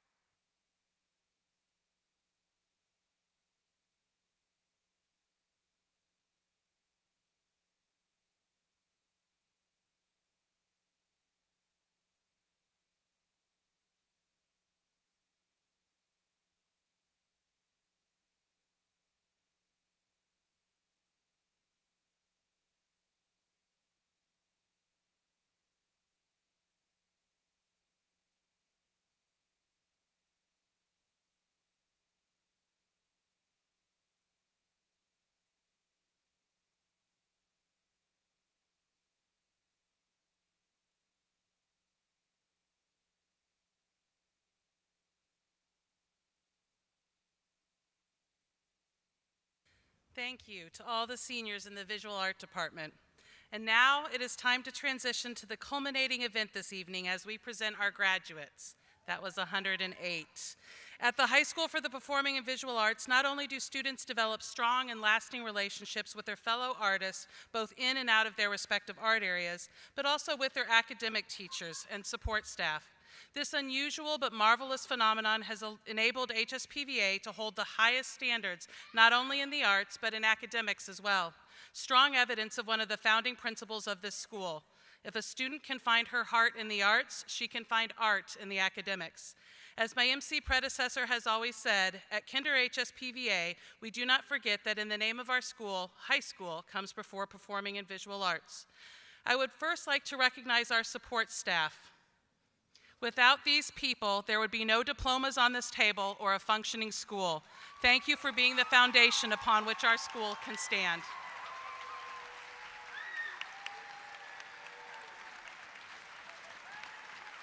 Thank you.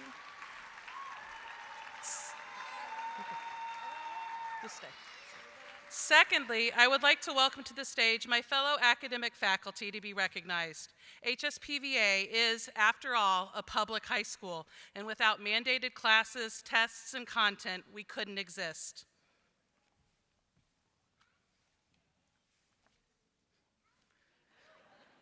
Well, I'll be the first academic teacher.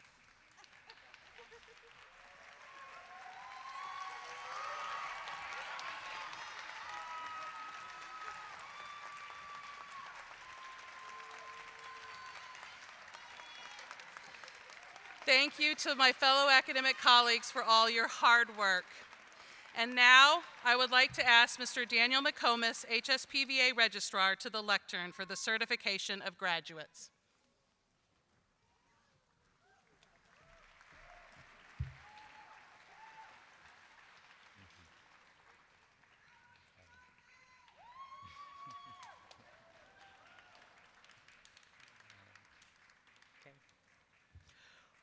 Will the candidates for graduation please stand?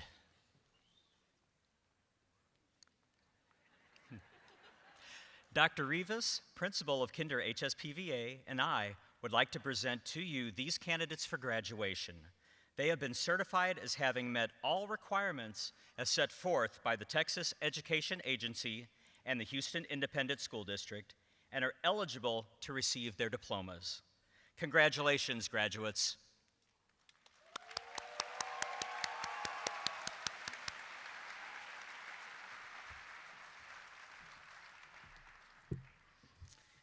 Good evening. My name is Jonathan Klein, and I serve as the Magnet Coordinator at HSPVA. Thank you. I am often the first staff member HSPVA families meet, and it's my great pleasure to help in their graduation. As our arts faculty calls our graduates to the stage, they will be assisted by our counselors, Christy Ferris and Becky Johnson, along with our assistant principals, Oscar Perez and Dr. Blandon Oaxaca, and our esteemed guests. At this time, Guadalupe Mendez will present the graduates of the Creative Writing Department, assisted by the Creative Writing Chair, Judith Swiddick, and Angela Apte.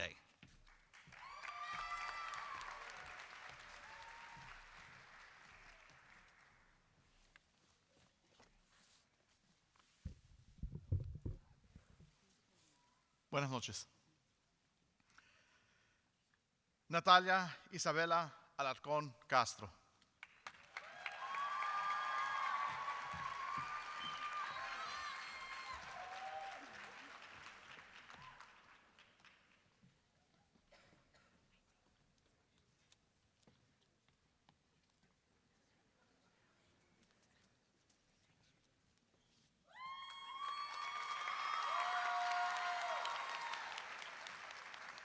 Graduating with highest honors in arts and academics, Carmina Andrade.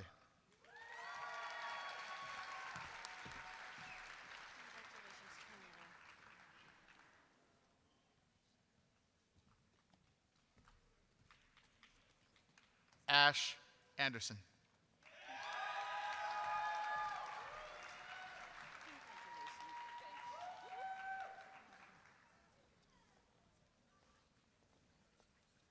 Hazel Britton Dansby.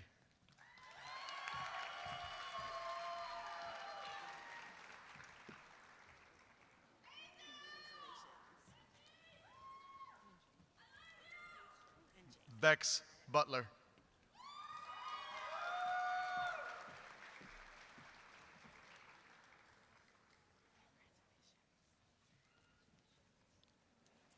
Toby Carr.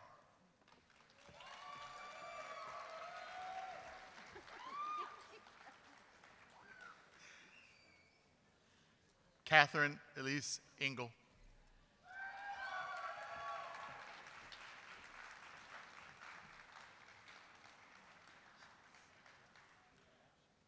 Graduating with highest honors in arts and honors in academics, Sophia Fontenot.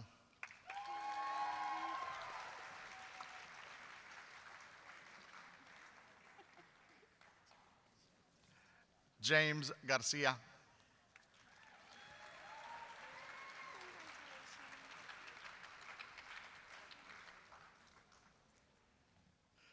Christopher William G.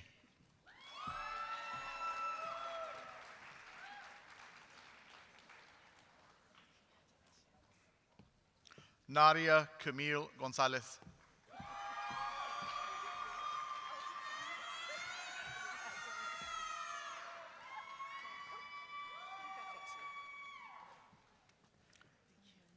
Grayson Michael Harper.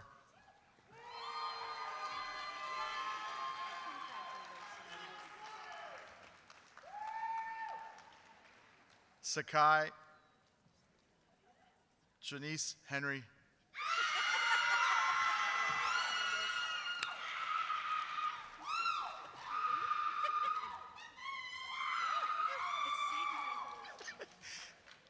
Isabel Isaacson.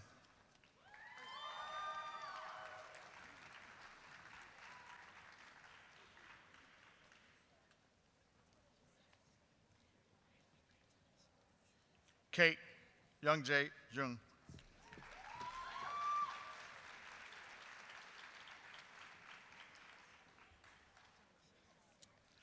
Chase Anthony Johnson.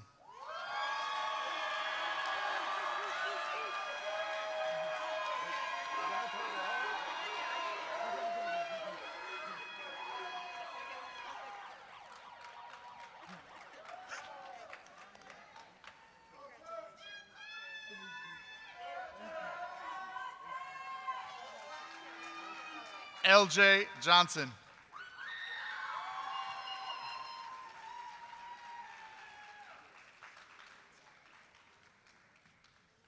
Brandon Young Leong.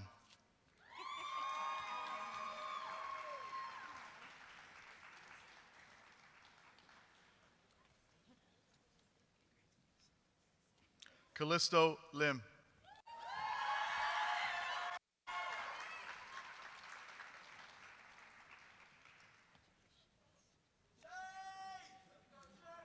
Leila Mankad.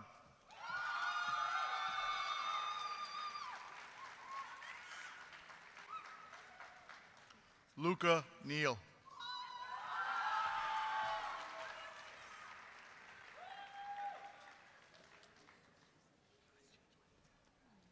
Zella Price.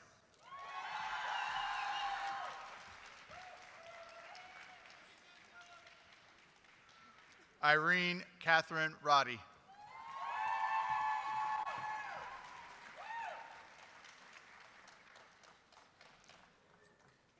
Kyan Suknari.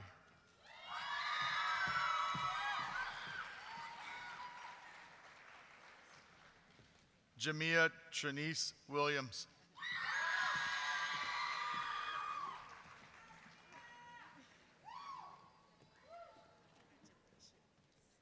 And Dylan Hillard.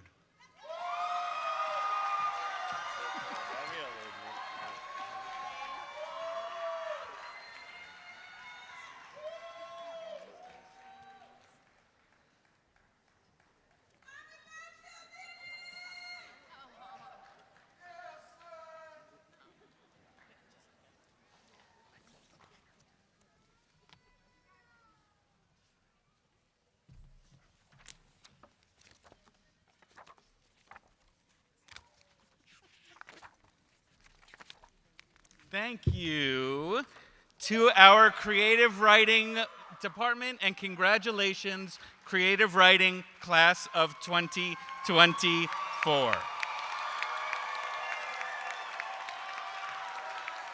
Now, the Dance Department Chair, Janie Carruthers and Courtney Jones, will present the graduates from the Dance Department.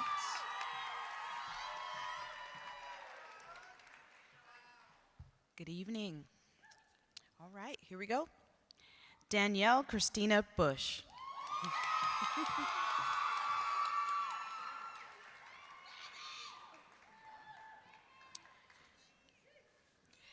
Graduating with highest honors in dance, Amelia Ray DeClaudio.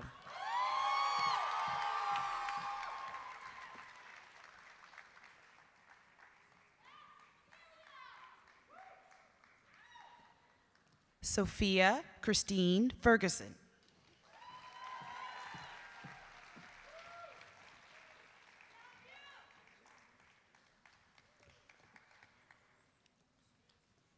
Trent Allen Grippay.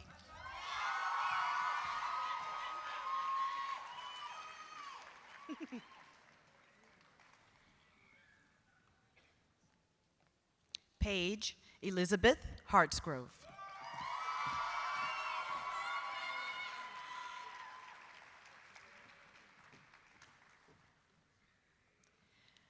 Trayvon Rashad Hector.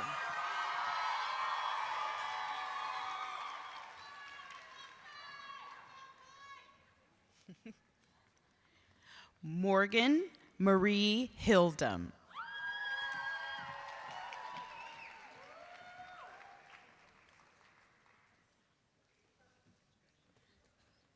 Kylie Ann Hill.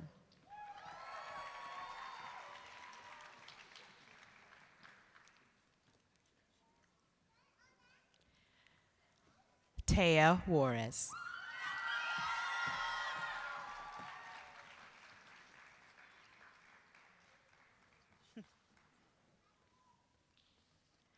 McKenna May Lalonde.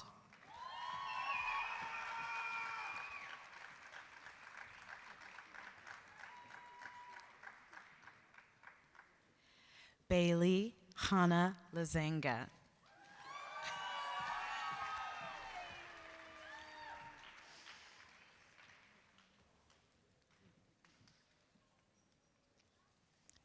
Emily Lucio.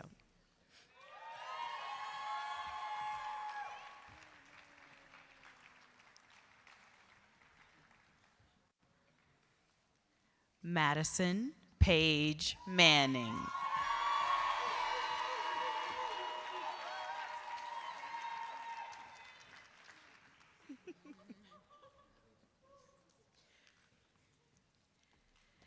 Graduating with honors in dance, Layla Michelle McGuire.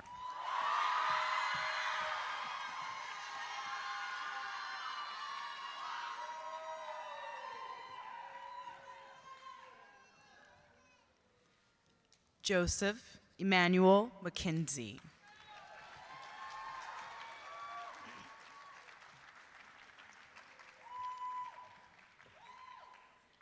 Riley Ann Miller.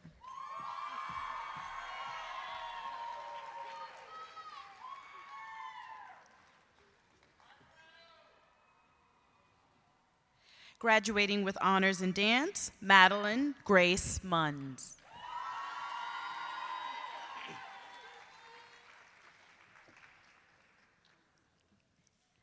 Zoe Evangeline Parrish.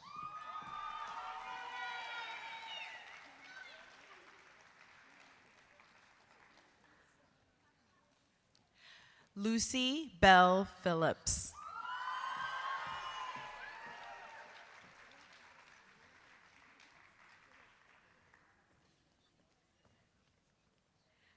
Lucy Ruth Reese.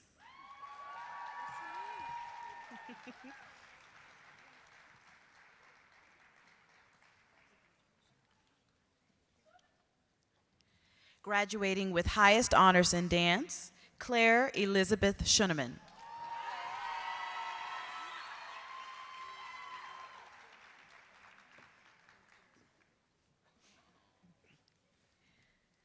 Kylie Lynn Schwab.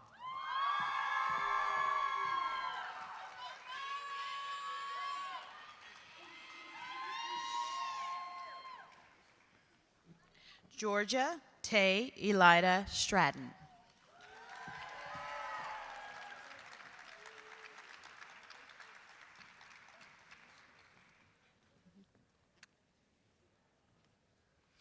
Graduating with academic honors, Caitlin Rain Thompson.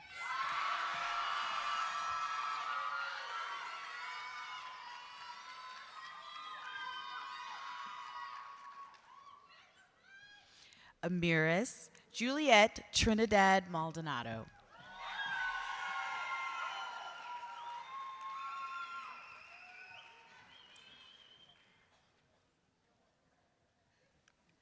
Jacqueline Victoria Vandiver.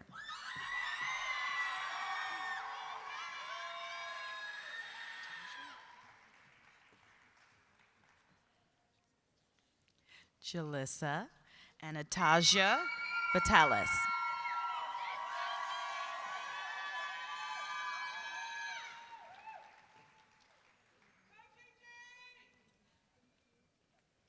Marielle Anita Subayer.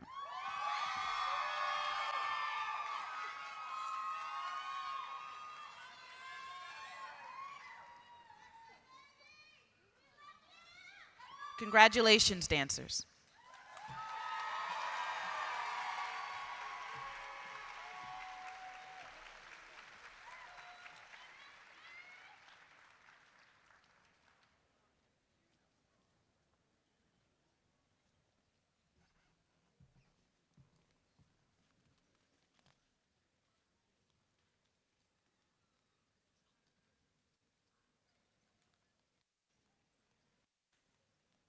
And congratulations to the Dance Department class of 2024.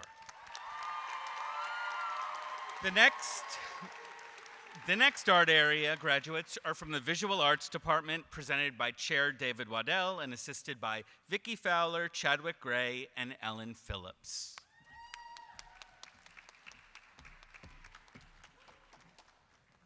Good evening.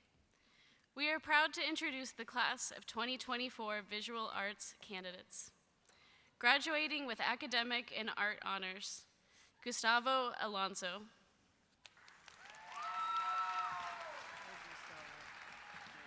Catalina Alvarez.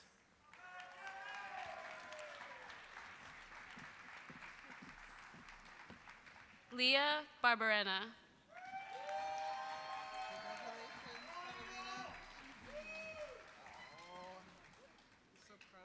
Maya Sella.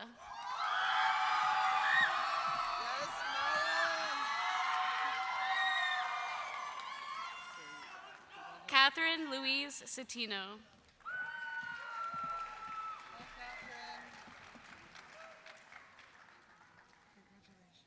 Daniela Diaz Pineda.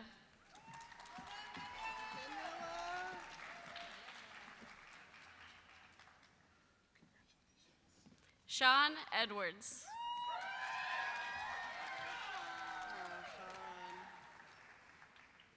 Ava Gross.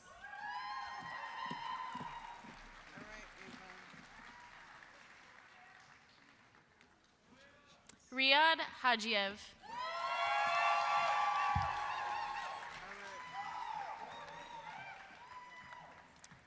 Meredith Hammonds.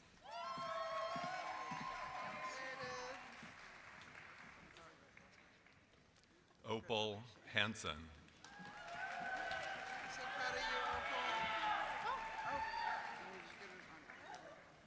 Aiden Patrick Herger.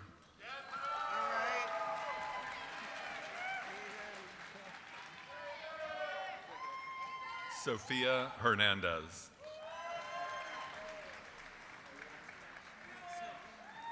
Jacqueline Merrill Herrera Perez.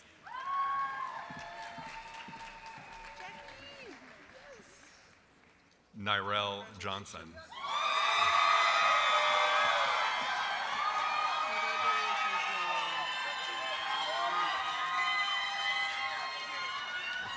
Faith Shirley Lopez.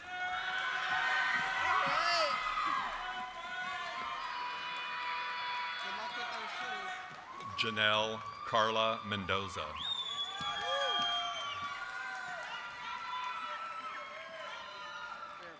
Will Motomura.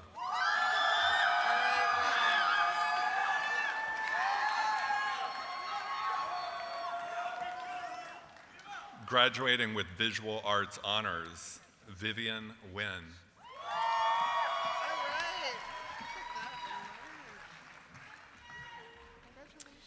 Graduating with Visual Arts Highest Honors, Victoria Ramazzini.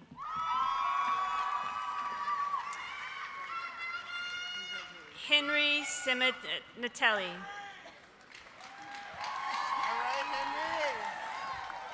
Camille Siptak.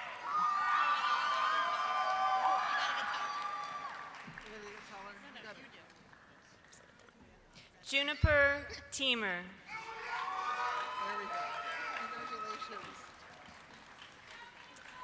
Abigail Toby.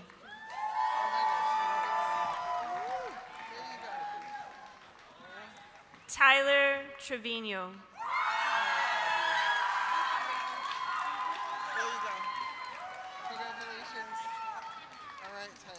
Ruby Nimdi.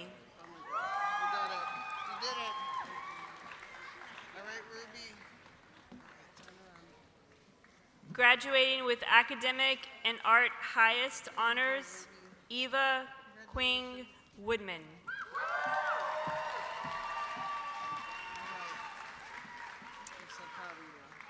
Luna Celeste Yepes.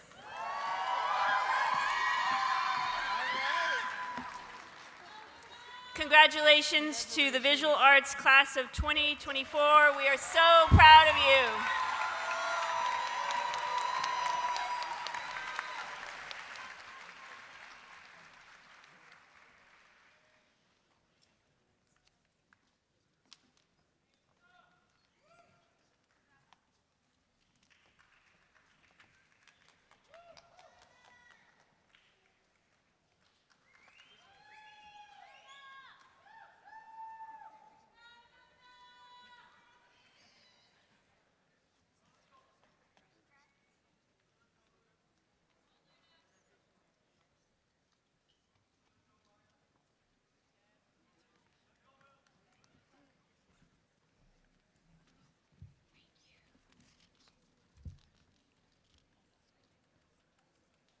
One last celebration for the Visual Arts class of 2024. The next area presenting graduates is our vocal music department. Jennifer Miller-Stone from our vocal department will be assisted by Chair Marcus Haudegui and Charnel Pendarvis Romero.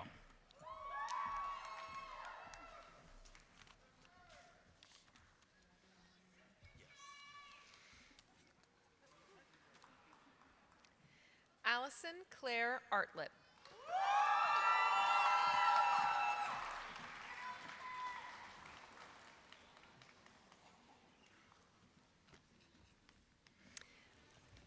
Lillian Elise Baker.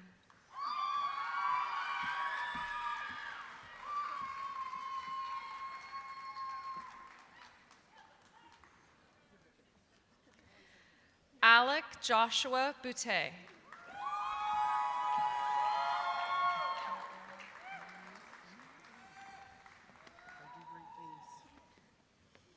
Tyriana Charisse Caldwell.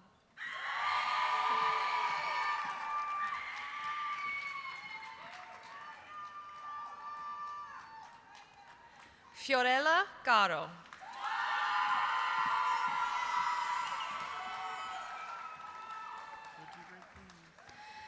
Graduating with academic honors and art area highest honors, Emerson Ray Shong Ross Chen.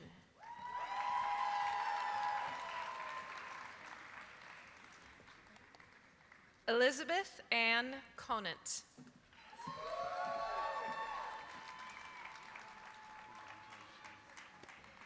Israel Saray Fox.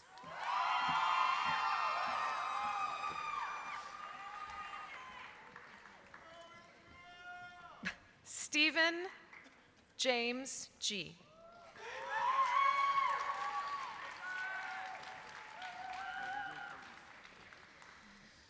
Graduating with Art Area Honors, Sydney Nicole Gibson.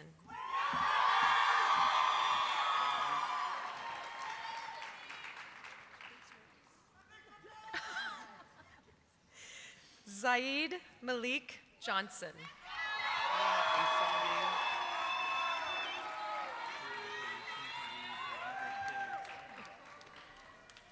Madison J. Jones.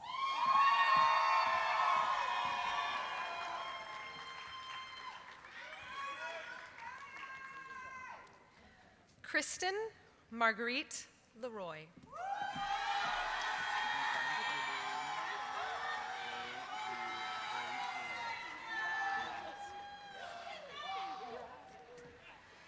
Emma Christine Lewis.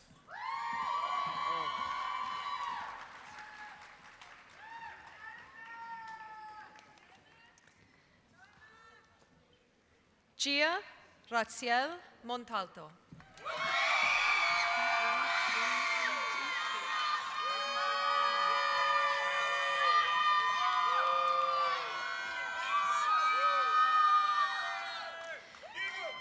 Graduating with Art Area Highest Honors, Phoenix Skylar Ann Ing.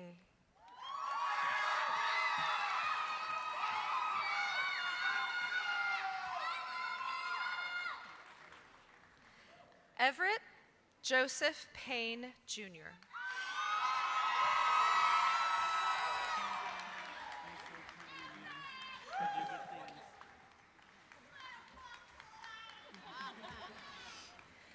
Eva Marley Robbins.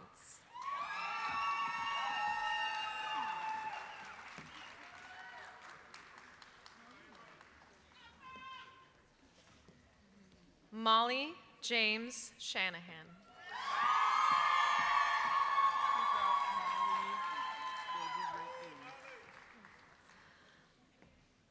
Lalita Mirani Snell.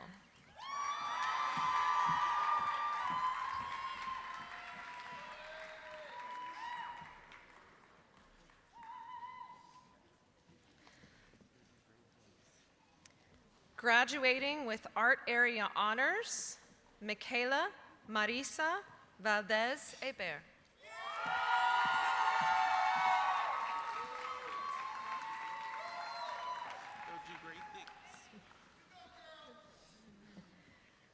Alfie Valenzuela.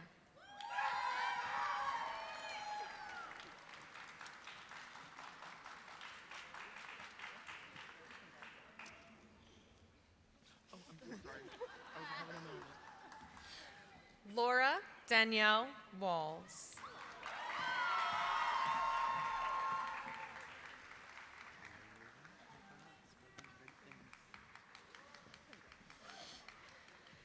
Shannon Anise Williams.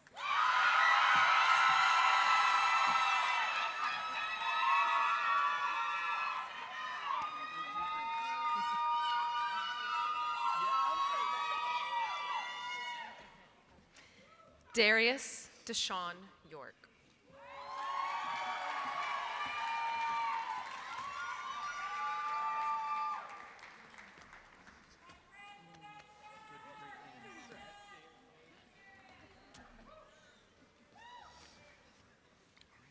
I think we wait until he goes.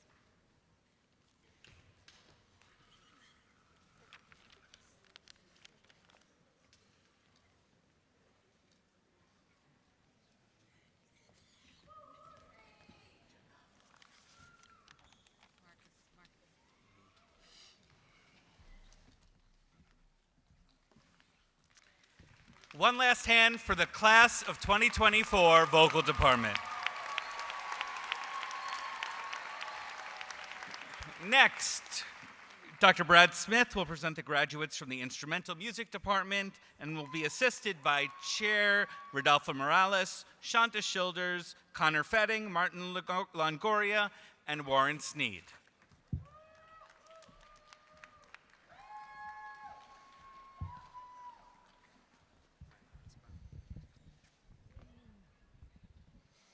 We'll begin with the graduates from the band department. Noah Emmanuel Alapat.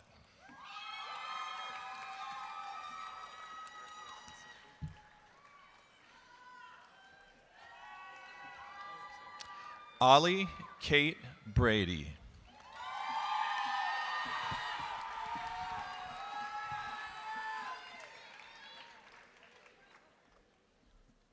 Jackson Kadango.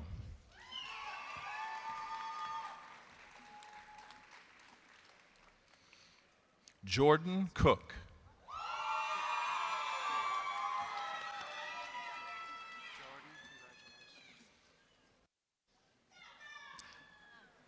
Chloe Cooper.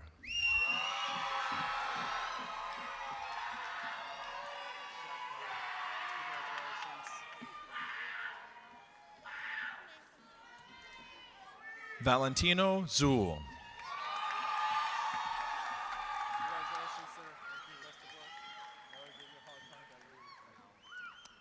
Maggie Usher.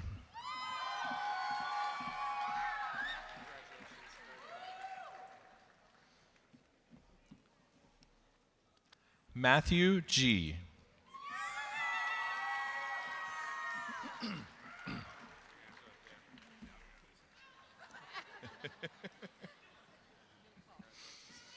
Graduating with highest art area honors, Lola Giwa.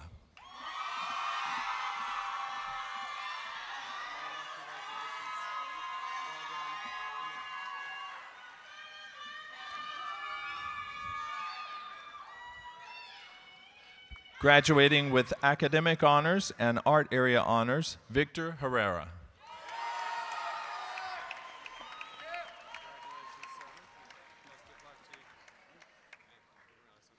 Graduating with highest art area honors, Meg Horn.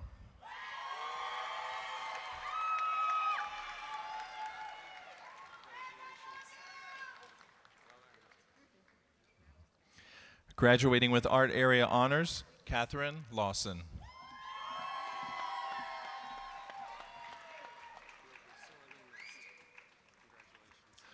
Liam Mathis.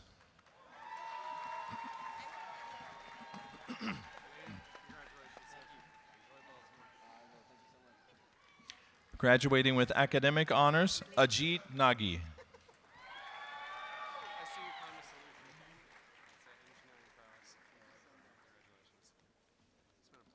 Bishesh Paudel.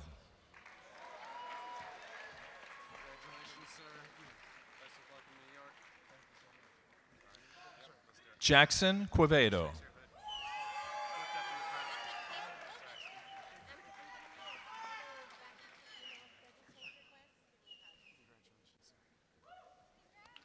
Jaden Stern.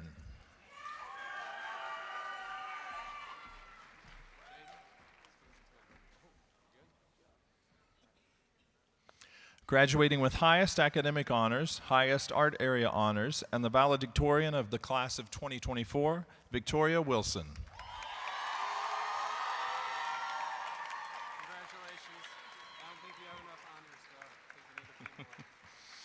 And now students from the jazz department.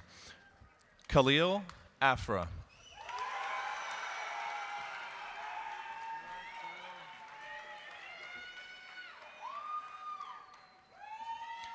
Graduating with academic honors, Astrid Allen.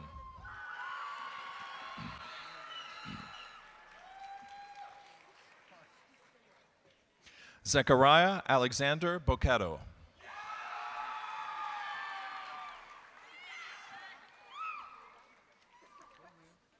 Graduating with highest academic honors, Amelia DeSalos.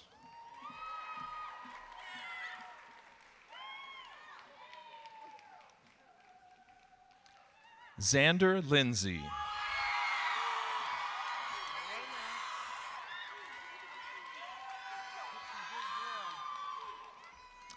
Miles Oppenger.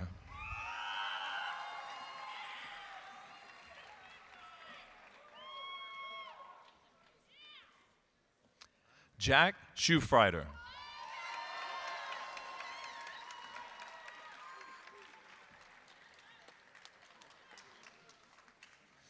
And now students from the Mariachi department. Isabella Rose Emmons.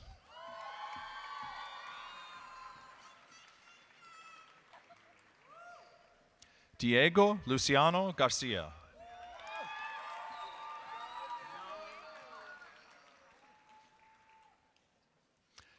Sophie Aaliyah Garza.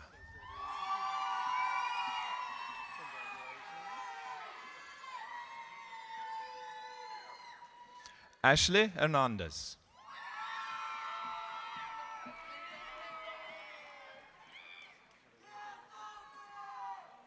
Graduating with highest academic honors, Eduardo Hernandez.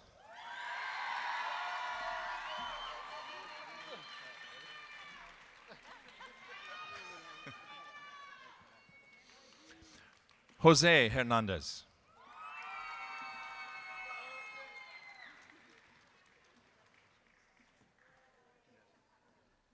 Areli Nicole Macias.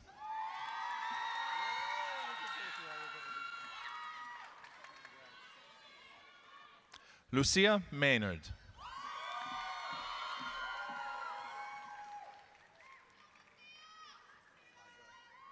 Gael Moreno.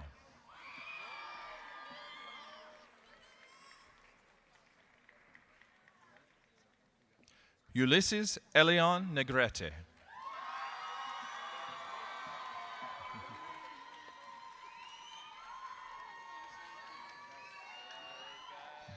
Brian Rodriguez.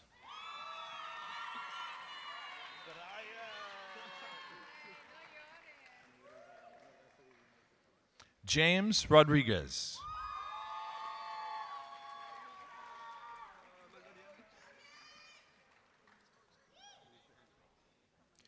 Chuy Ruiz.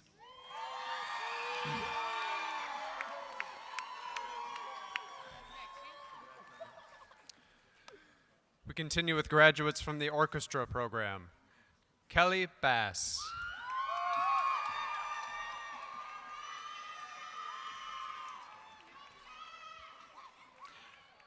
Ariana Batigas.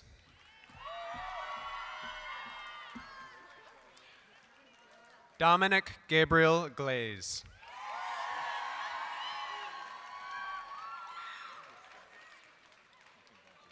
Graduating with art area honors, Mary Brookfield Hartman.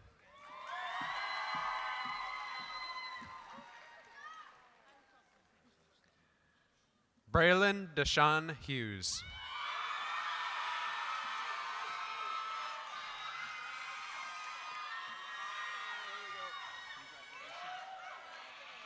Valentina Kolb.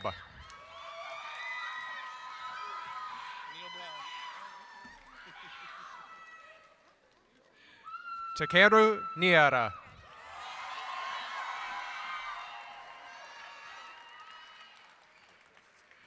Rebecca Ortiz.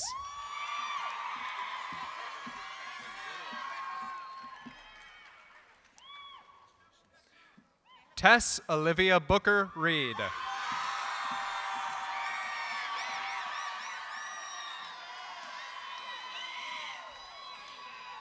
Graduating with art area honors, Emily Rogers.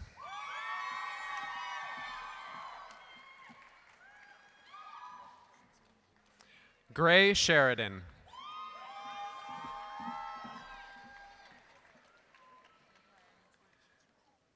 Graduating with academic honors and art area honors, Sadie Snow.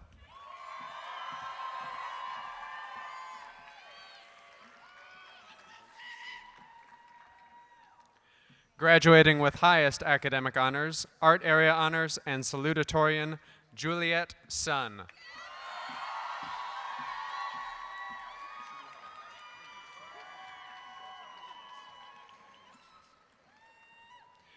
William Joseph Tynan.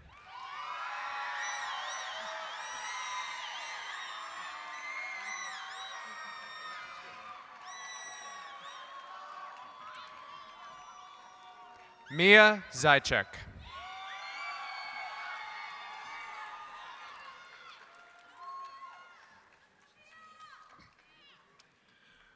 We conclude with the graduates from the piano department. Graduating with academic honors, Eileen Chen.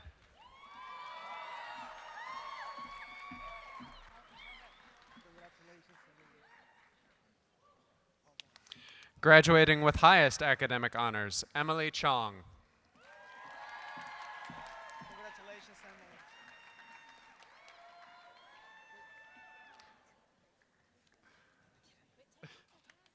Lale Dean.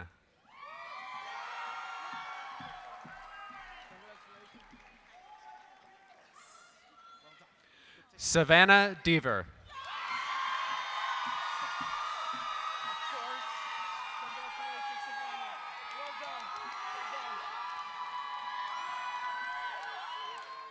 John Aber.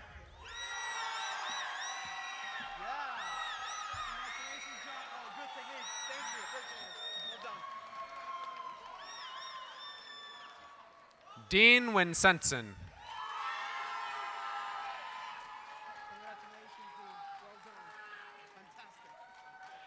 Graduating with academic honors, Casey Euros.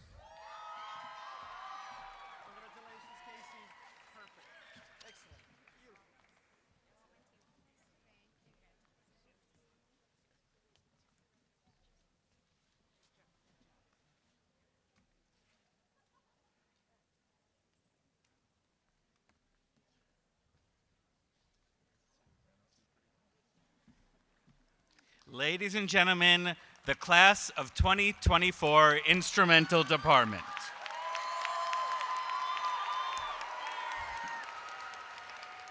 And finally, our theater department graduates will be introduced by Chair Paul Davis and assisted by Rosie Curtis, Josh Denning, Travis Horseman, Claire Hummel, and Dana Harrell.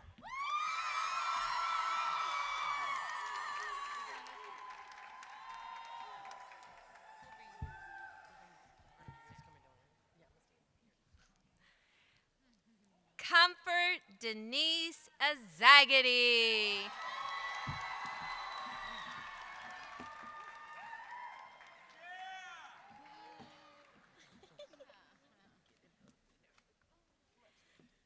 Ava Brinker.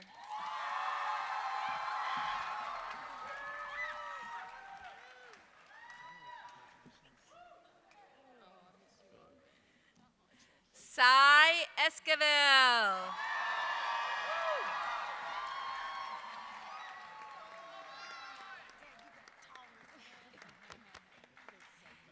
Graduating with academic honors and highest honors in art area, Adrian Gomez.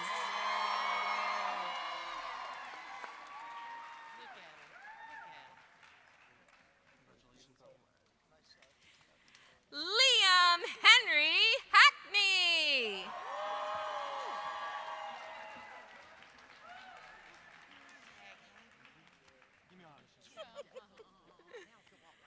Serenity Grace Hughes.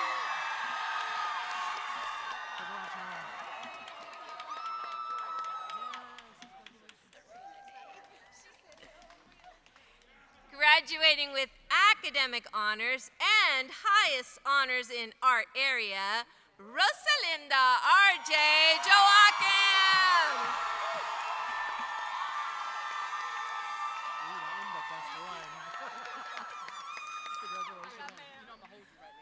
Ariel Katz.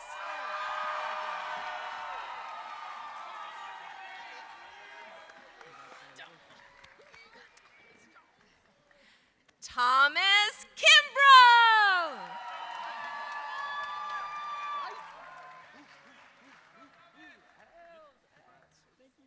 Graduating with academic honors and highest honors in art area, Jasmine Yuming Lin.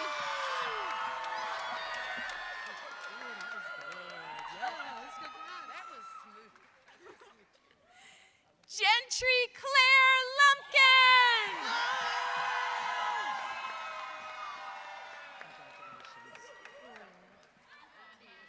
Graduating with academic honors and art area honors, Simon Martin.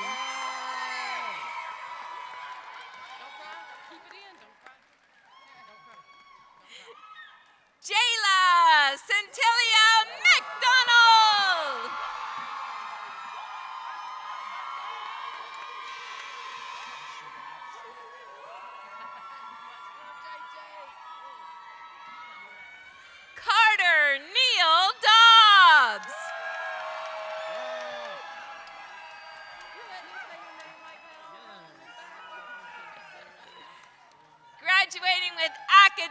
Honors, Brian Oliveira.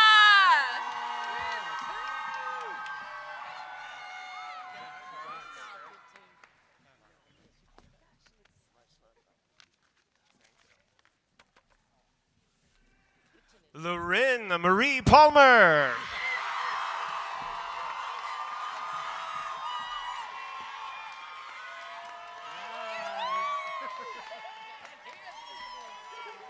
Lily Pennington.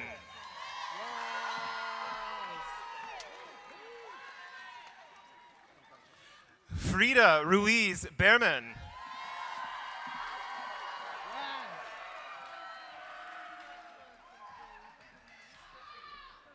Aubrey Rose Scarcella.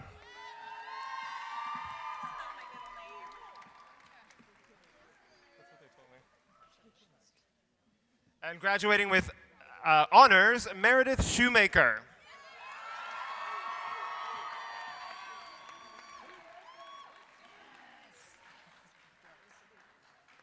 Sailor Elise Swick.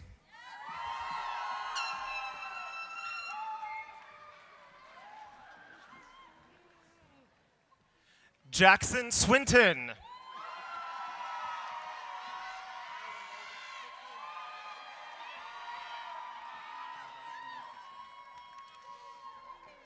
Ryder David Terrian.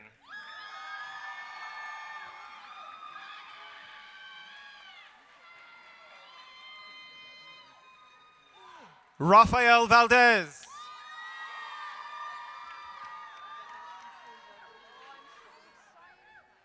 And graduating with academic honors, Chloe Ann Vung.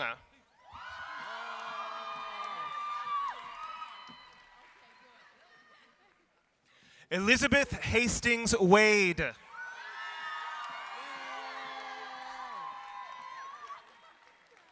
And graduating with highest academic honors, Robert James Wise.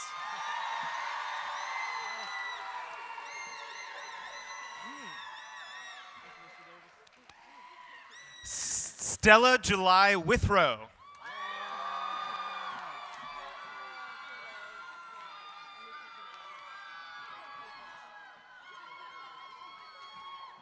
Jupiter Zimmerman Yang.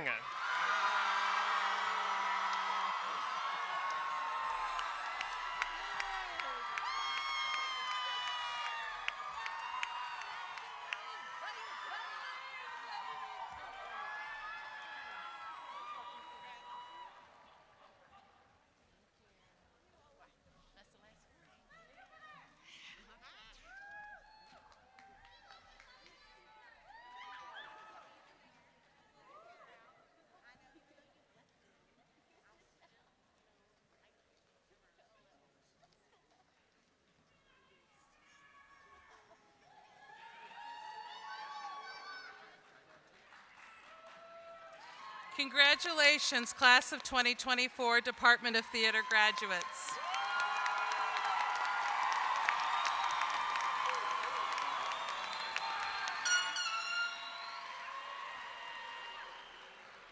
At this time, I would like to ask Dr. Rivas to return to the lectern for a final word.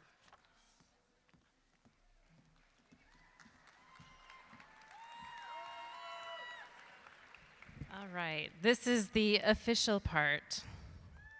Having completed the curriculum prescribed by the Texas Education Agency and the Houston Independent School District, and upon the recommendation of the registrar, by the authority vested in me, I now confer upon each of you your high school diploma with all rights and privileges appertaining thereunto.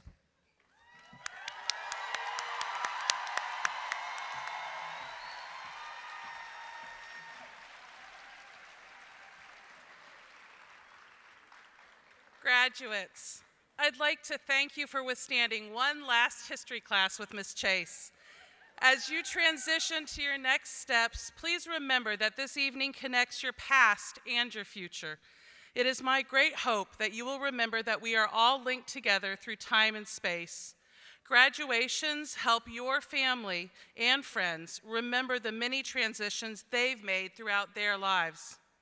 Remember to seek out their advice and counsel as you shift to your next stage.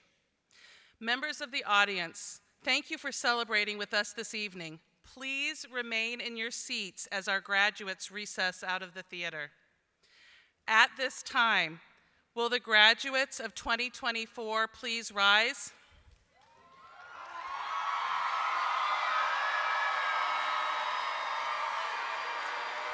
Honored guest, may we, the faculty and staff of HSPVA, present to you the graduated class of 2024 of the Kinder High School for the Performing and Visual Arts.